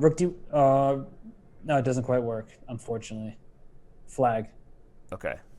Well, like last game, regardless of the time scramble, the person who deserved to win kind of did. I mean, chess karma is a funny thing, but Eric played well that game, and he takes it, even if it got a little messy in the end. Oh, man, here we go. Both sides nervous. We have 5 games left.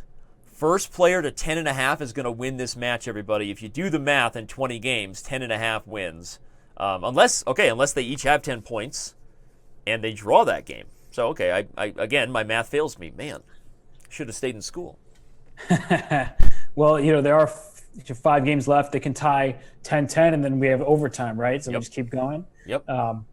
But Hammer with the white pieces now trying to play for an advantage in the center, right? Typical Grunfeld. Black gets rid of the D pawn and had white has lost the B pawn, though indirectly, because black played C3. Yep. And white's plan is just to continue impressing in the center. Now A2 is hanging with tempo, but if you take A2, rook A1, bishop has to go back to E6 or to C4. You don't really want to put the bishop on C4 because D takes C5, removes the guard. And if you go back to E6, then D5. We've seen that idea before. Yeah, we've seen this. And where you get D5 again. Timothy Connolly needs a hug. Somebody give Timothy Connolly. Somebody hold him.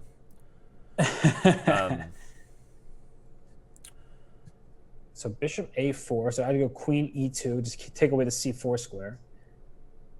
Oh, then I hang D5. Wait, how does something happen incorrect for Hammer here? Yeah, he's losing the D5 pawn, and I don't see. But you can't take with a knight. You take with a knight. Oh wait, then I go rook D1. There's also E6. Okay. E6 is going to be punched through at some point, and with it, whoa, maybe compensation, but man, that is an aggressive queen down there, and I like it. Why can't Hansen just gobble up these pawns? I think he can. He's getting away with it. Hammer's the one who's going into the think tank. He's playing the bullet scramble now, going to try to make a mating net out of nothing over here on the king side to justify his destroyed queen side.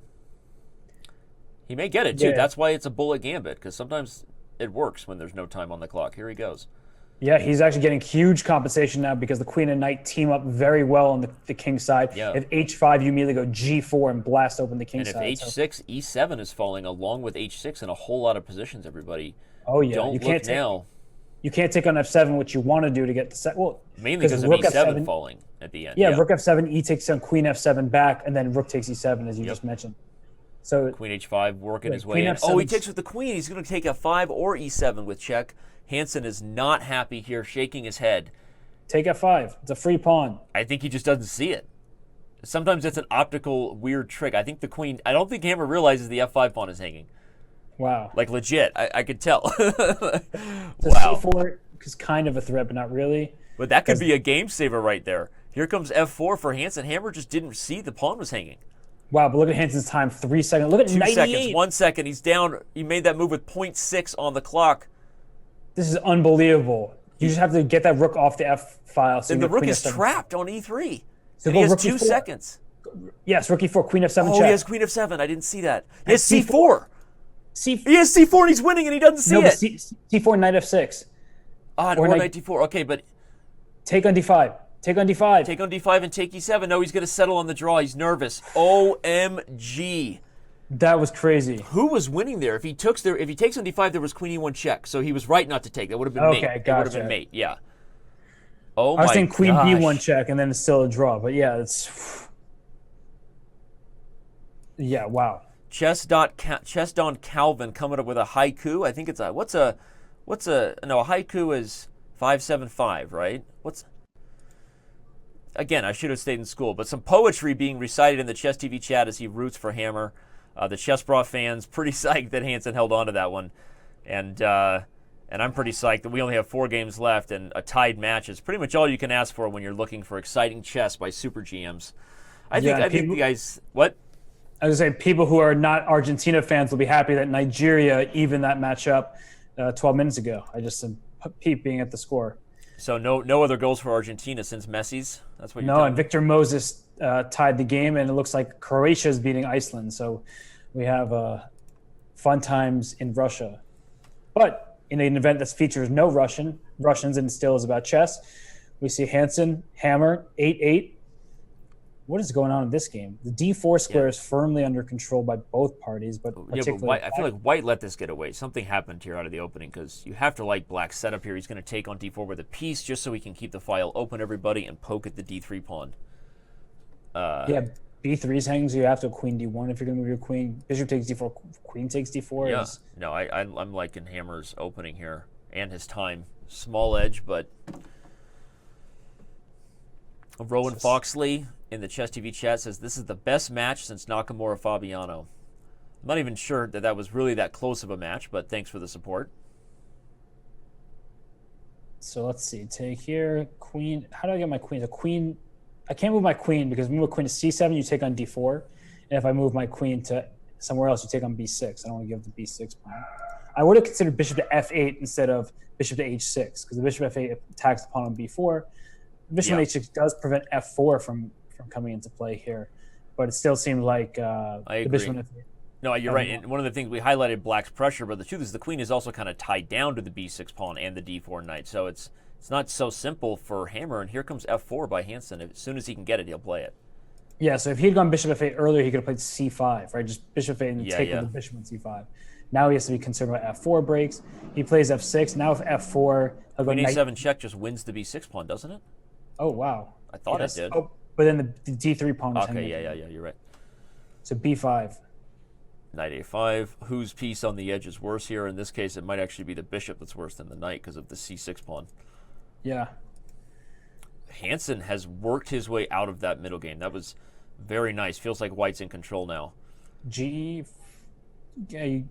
Watch out. Now you can't take on g5 and go f5 because an h4 comes. But he has bishop f5. Oh, I thought he would go for G4. bishop f5 check and slide the queen to e2, dude. I think Wrong he missed move. bishop f5, queen e2 before. He also had wrong move order. He should have went for Black. He should have Oh went my G4. gosh, and Hammer wins the b4 pawn. Wait, isn't the knight hanging on a5? Yeah, Hansen's all in with the mating net now. I'm telling you, bishop f5. I'll pull up the analysis board. Bishop f5 and queen e2. That was the call. Look at White's clock. White has no time. Black is in trouble though. Queen g3 or queen h4. Rook e5 now. Then bishop f5 or bishop e6 check. This is bad. Bad news for Hammer. Bishop d2. What a saving attempt. Over. It's over. He Those got pawns it. are too quick. Hansen worked his way in, although Rook takes f6. It's not totally over yet. Rook f6. The bishop comes to b3 to save the day. The bishop on the diagonal, guarding the G spot. Uh-oh, but now he let the pawn go. Okay, but it doesn't matter. Too many pieces. Two queens are better than one. He's going to get mated on the diagonal, and he does. That's bad. Hammer had this one. Wow. He should not have allowed the h-pawn to take on g5. That was a tremendous error. He should have went g4 before he went h4. Lots of mistakes. Of course, it's bullet chess, so these mistakes happen. But just, crazy. And we have a lot of things happening in our group call here. We can see that the man waiting to play next is now sitting in Eric Hansen's spot because the cameras have traded place. So that's fun, everybody. Apologies for that, but clearly that is not the case. And it's me and Dominguez are. You and Dominguez Perez are on camera there, but that's what happens when you do a lot of production beforehand. So, but we're going to continue to watch this close match. Let it continue to go, even though the cameras are a little bit off. It's you and Eric. This is hilarious. Now it's me and Eric. I tried to change it. I think we should continue, or should we take a break and fix? No breaks. Let's get it going. Continue the match. I think I'll work on the tech as best I can, but let's not stop the chess party while it's rolling. Yeah. What's going on? How many games are left? There are still 3 games left. Okay. And I'm gonna work on fixing the cameras. There are 3 games left, right? Did I just say that correctly? Yes, there are 3 games left. Potentially. Yes. Yes.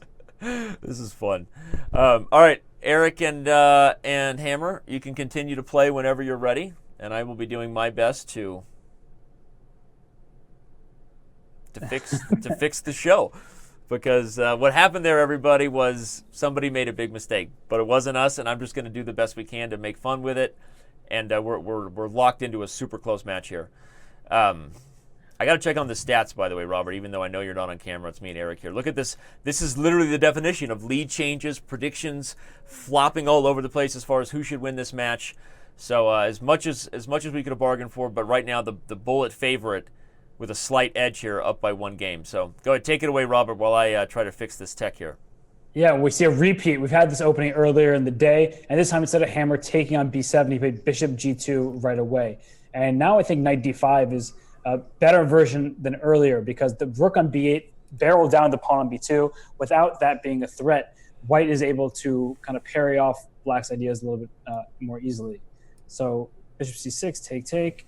So now is knight d5 possible because he can follow it up with e4. Now queen c4 here instead of queen e6 might have been the move to make, just preventing White from playing e4 to protect that knight to cement its place in the center. f5, wow.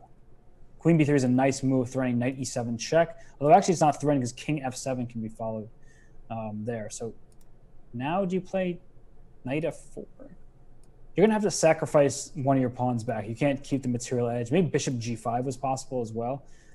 Bishop g5 hit the rook on d8. So he plays knight c7, forking queen and rook. Hansen is in for a think here. Plays queen c6 for the initiative, but now from knight a8, queen e4, f3. You hit the queen on e4, and you have to spend time to recoup this knight on a8. So, yeah, rook d3 played, but what move can you make in response? Queen b4 defends the e4 pawn and was played. There's some definite ideas with back rank checkmate because Black has moved all the pieces off the back. And so here, a5. If the queen takes e4, f3, you just take it. Oy, what is going on here? How are you going to get out of this? How is Hammer's king going to find shelter? It's probably not. I don't know how I'm not going to win an award for how quickly I just set up video capture that took me 45 minutes. I just fixed it in 3 minutes. Can I get a freaking applause? You're a legend, and Hammer unfortunately took the flag and get mated, so something went terribly wrong for him here. As I save the match, Hammer unfortunately seems to be blowing it, and he will be down 2 games with only 2 left. He's literally in the spot where it's win or go home now, Robert. Yeah. And he's shaking his head. I mean, he knows that he's been messing these up. Okay, it's a 2-game lead for Hansen. It's been a super close match with back and forth play by everybody. Wow. And Hammer needs to win, so he goes to the Caro Kann. He's using the Caro, opting for that in the bullet game. He's going to take with the G pawn f6 probably if Eric were to take there. Eric needs just a draw, if I'm not mistaken. So if Eric Hansen makes a draw, he in fact wins this match against... All he needs is a draw. Jon Ludvig Hammer. So Caro would seem like a weird choice, I think, when you have to win, but at this point, Black just has to create tension and then cross his fingers and pray, that there's some sort of winning chances given to him.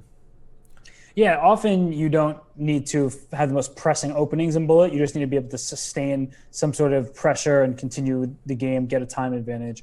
And thus far, Hammer up 3 seconds on the clock. It doesn't sound like a lot, right? But 3 seconds is actually quite a big deal. Now it's up to 7, 8, 9 seconds. And here, knight c5 is a threat, or bishop c5 offering to trade those bishops first. Just putting the knight on c5 next for Black, hitting the e4 pawn, hitting the bishop on b3. The a4 pawn, while it does take up some space, it also can become a target. Black, it has everything you could ask for from this opening.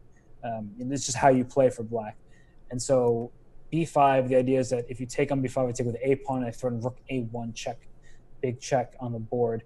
And now the a5 pawn, you really want to target. Knight b7 might just pick up the pawn. There it goes. Yep. And now knight back to c5. You could take on b3 at any moment. The a6 pawn is just take it with a knight. f5 still covered by the bishop on c8. This is just much better for Black, up 20 seconds. This is unbelievable. I mean, this is just pure technique by Hammer with the Black pieces. And this is impressive, honestly, by him because he's lost a bunch of games recently. He was in the driver's seat a little bit a few games ago, lost a couple, and now is trying to regain his footing. And here it looks like rook h to d8, then bishop e8, trade off the rooks and just be up a pawn. The knight on c5 covers the e6 square from any checks. White's not in time to play a move like b4. Yeah, this is just terrible. Look at the time situation too. So I played bishop f7, trade off. take this on b4, play knight e6. Your knight goes to, okay, or ace, it doesn't matter. I don't think. He's going to play f5 here. Or not. I mean, black has some time to figure out what he wants to do, but... Whoa, what is that? g5? Oh, wait a second. No, this is winning. Yeah, exactly. f5 is a nice move. But that was close to making a draw. This is... Hammer comes through. That was close. If black had captured on h4 and on e4, then the pawns would have prevented the black king from entering, and then the white king could go from b4 to a5 back and forth and claim a draw. So that was very, very close. Now we have Hammer with the white pieces. He needs to win again. He's been getting good positions with the white pieces. So hopefully for him and his fans, that he can keep it going. And so far, huge spatial advantage for white. Got the pawns on e4 and d4. Black has gained some queenside space with the pawn to a4, but that pawn can be a target as much as it is a strength. And so now bishop at g4 is played to attack the d4 square. So now d5, okay, you compromise your pawn structure. You just play bishop e2. Now white can play f4 in the near future. If the knight goes to c4, the bishop can always drop back to the c1 square, and the knights are discombobulated. They're stepping on each other's toes via c4 and b6. Yeah, this is already looking pleasant for Hammer. Yeah. Would he really win 2 games going away? Yeah, he's definitely trying to. He's on pace. He's going to trying to go f4, f5, and just break open the g file because he has not casted his king yet. Good choice, too, just from a must-win perspective. I mean, this is a super dynamic, unbalanced position. Bishop pair versus knights attacking the king side. Yeah, knight takes b6, forces a queen trade. Knight b6, knight b6. Wait, what? What is e5? Knight takes d5, queen takes c4. I guess you're just in time to avoid any ridiculous discoveries on the diagonal. I think you got to be happy if you're Hansen here. He somehow closed off that attack, and much better chances now. Rook h3 is a good lift, but lift to where? Lift to nowhere. So rook b3 here. Okay, rook b5. So in a lot of endgames, actually, it looks like white's pawn structure is very bad, but you have the outside pass pawn. So if you're white, you should, I don't know about that move. I was going to say you should play rook d4 and bishop d1 and just try to go for the a pawn. Now h pawn's weak. Yeah, I really think this is the game. This might be the game that Eric moves on into the finals. So bishop h4, f5 is an idea. Okay. Bishop h4, f5 with a discovered attack. Got it. So now bishop f3 threatening f5, or f5 first to start, and then bishop f3. So if you go f5 and you take with the e pawn, your d5 square is weak. If you take with the g pawn, h5 pawn. Yeah, I like that idea. He didn't see it. Well, he's going for the a pawn, right? I really think. Yeah. He's just going to bring that bishop back around. So bishop f3 now. Bishop f3, bishop d1. And Hansen only has 9 seconds left. So rook d4 check, bishop e3, good move. Whoa. Put your rook on e4. That is risk it to get the biscuit chest. That rook could get trapped there. Here comes king I'm less c6. worried about the rook and more worried about black's a4 pawn now. That's an outside pass pawn. The h pawn. Wait. Okay, bishop takes a4 with tempo, or rook then knight takes c3. He's going to do so. That was king d2 here, maybe. Yeah, king d2 would have held the structure together. Perhaps that was. Whoa! Why that check? Because rook b7 was missed by both. Okay, but he still has the passed a pawn. And now look at that move, threatening rook d7 check. Oh my God, he can't do anything to stop it, can he? That was a great move. So bishop, I would go. Bishop b3, you go after the e6 pawn. Okay, nice disciplined move there, king c2, actually. Just defend c3, grind it out. Now you have f5. Or I thought you would play f5. No, he's going to trade the f pawn for the g pawn instead. f5 was probably better. So e6, or check e6 or something like that. E6. Check E6. e6. Rook f2 check is coming though. There's really threats bad. Of bishop c6 and e7. Eric has to play bishop d6. It was the only move. And so play rook. I would play rook h7 there first. Rook h7 first was better. You're right, partner. Yeah. Because the c4 pawn was hanging, so you could have just kept the bishop there. Oh, see, the rook's hanging. Oh, he hangs him. He blunders the rook. Oh my gosh. Oh my gosh. We have a tie match. 2 back-to-back blunders. And we have a tied match. 2 games won back-to-back. Hammer can hardly contain his nerves. So what happens now? This is it. Next game wins. Next game wins. Next decisive game. Unless this is a draw. Unless Oh, this it's no, not but it's best of already. It already is in that because if somebody wins, it's over. If it's a Wow. draw, then clearly next game wins. Wow. Okay, I thought it would be best of 2. OMG. Wow. This could be a huge turning point. He was, Okay, I mean, so I was D4 calling. I mean, Eric won 2 games in a row after being tied at 8. All he needs is a single draw in back-to-back games, but Hammer comes storming back. The fans are going nuts. Thank you to all 3,000 of you who can't go anywhere, obviously, because how could you? Oh, man. That was exciting. It still is exciting. Now, if I'm white, I would run rook A to B1 there, threatening bishop F7, and then swinging my queen over to A2 at the right moment, and then knight G5. Yeah. So like you can time this well, but knight G3 now, that way your knight can come to F5, and then play queen A2. Queen A2, there's going to have to be It doesn't work yet. a 'cause piece on G6 is very E7 to good. guard it.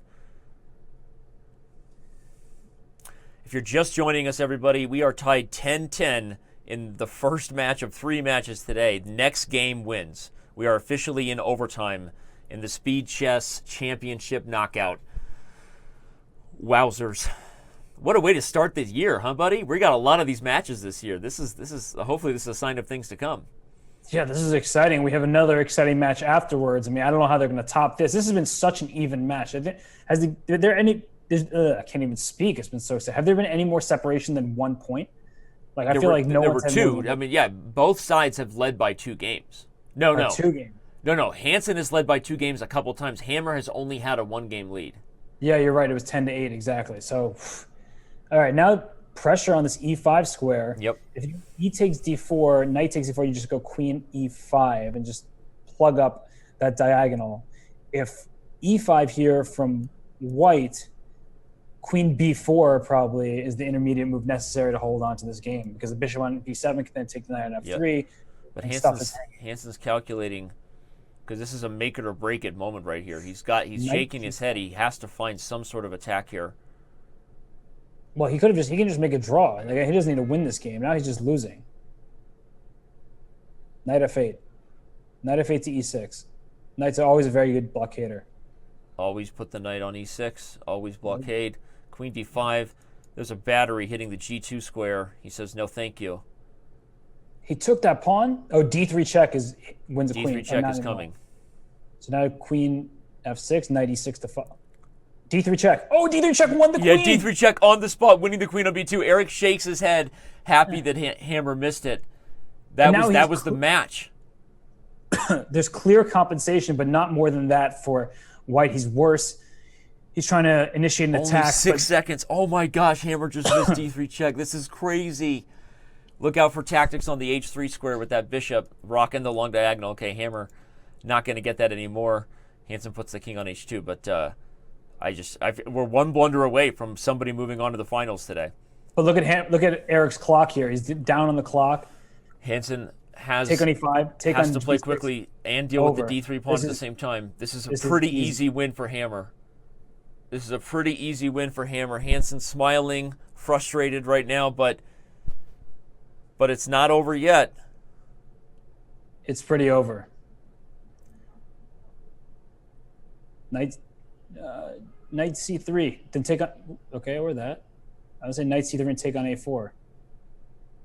Yeah, but it's over. I mean, short of a time scramble blunder. He wants to go Knight D1 check, but it doesn't work. No, King E2. Oh, he misses it. Take on B2, take on A4. Takes on D8. Okay, but it's not over yet. I mean, Hansen isn't. He's a flag. Oh my God, he just flagged, but he moved with just barely enough time on the clock. Oh my gosh. I don't think I've ever seen it happen that way. Okay, unfortunately, it's probably not going to be enough for Hansen, but oh my gosh. Wait, he just took another pawn. If he draws, the match continues. If he draws, the match continues. Hammer not doing his best job of ending this match. Knight C5. Knight C5 and then go bishop D7. And then take on G. Oh, you can't go bishop D7. Yeah, but you go to gobble up the G pawn, it's over. No, but then what is he doing? He just gave up the A4 pawn. Because he didn't want to lose his G5 pawn. Oh man, this is close. This is so close. Because that G pawn, if it's, their pieces are captured, go G4. Rook A6. Doesn't have any time to think about it, though. Huge G3. props to Hansen just for defending this far. I mean, honestly, this has been insane. But, Hansen, unfortunately, there not enough time, and he blunders the rook, and oh my gosh. Thumbs up. That was a clap. Wow. Was that the best match in Speed Chess Championship history? It's up there. It's up there. Honestly. Oh my gosh. It's very possible that we just witnessed the best match in Speed Chess Championship history. I don't even know what to say. I'm trying to unmute both of our players here. They're both awesome class acts. If I can, I will unmute them. Just waiting for the opportunity to do so. There we go. We have Eric's audio has rejoined us, trying to unmute. We're trying to bring Hammer back. Hammer, if you can unmute yourself. Not sure if you can hear me. There he is. Wow. Oh my gosh, you guys. That could have been the greatest Speed Chess Championship match we've ever had. Straight up. Obviously, Eric, we'll start with you. I know you're very got to be disappointed right now. You had a 2-game lead, and it seemed like you were moments away from clinching this thing. And just what happened? Take us through the last series of games there, and what was going on. Yeah, no, I just choked. Danny. I got a bit nervous. I'm trying to remember the game when I was up too, but I just didn't control the nerves. I played a really, really bad game. I just needed a draw, and I don't know. I just played a little rushed. I got a passive position, and he converted it pretty well. But I just didn't have the nerves today. So it was really back and forth. I have to still think about what happened. I don't really just going through the motions, but yeah, no, and obviously it's easy for anybody who's not playing the games to say so, but you both have huge fan bases here on Twitch. So first of all, huge shout out to both of your fans. I mean, we've seen a battle between Chessbrah emotes and Norwegian flags, and so you guys both delivered today, regardless of who's moving on to this afternoon's match. But Hammer, what about you? You're down 2 games to go. You're almost dead in the water, right? Eric needs a half a point. And what were you telling yourself at that point, and how did you keep yourself calm and focused? I didn't want to lose this match in bullet. I thought Eric is probably a stronger blitz player than I am, but I thought I'm not going to lose this match in bullet, but I almost did. And I was fortunate to win 3 in a row at the end. And I have a question for you. It seemed like a lot of fans thought that Eric was actually the heavy bullet favorite. So are you saying that you felt like you were the blitz underdog but could hold your own in the shorter time control? Yeah, but also 1+1 is a very strange time control. It's something that neither Eric nor I never play. So it was very difficult to predict how that would turn out. Well, now that you've played it in a match like this, what did you learn, and what will you take with you into the finals today, regardless of whether you play Georg Meyer or Lanier Dominguez-Perez? What are your thoughts on that? It's still chess. I feel like Eric made a mistake in the 1+1, playing the same openings we had played the other games in the match, thereby giving me less to think about. Because I am prone to take one thing too many. But I felt like in the bullet games I was able to play something I had been comfortable with in the blitz games. Well, then back to you, Eric. What are your thoughts on that? What were your thoughts? Did you have any match strategy coming in here, or was it just you were just going with the flow and whatever came to you, trusting your instincts and doing it? I was mainly going with the flow. I would say that's right. I wasn't getting good positions with E4, and I kept repeating it. That was just silly. It wasn't necessarily the plan, and I was definitely didn't make the best opening choices. 1+1 has always been a weak time control for me. I think we flagged more in the blitz than the 1+1, especially in the first games. It was just weird. like I play a little too quick when I shouldn't, and a little too slow when I have to play fast. But yeah, I didn't adjust as well, I thought, in terms of like getting good positions. I don't like the positions I got in the bullet phase at all. So yeah, I could have done better there. Was there speaking of those positions, was this just part of your, how much prep, if any, did you do, or did you just kind of have an idea of what positions you're comfortable with?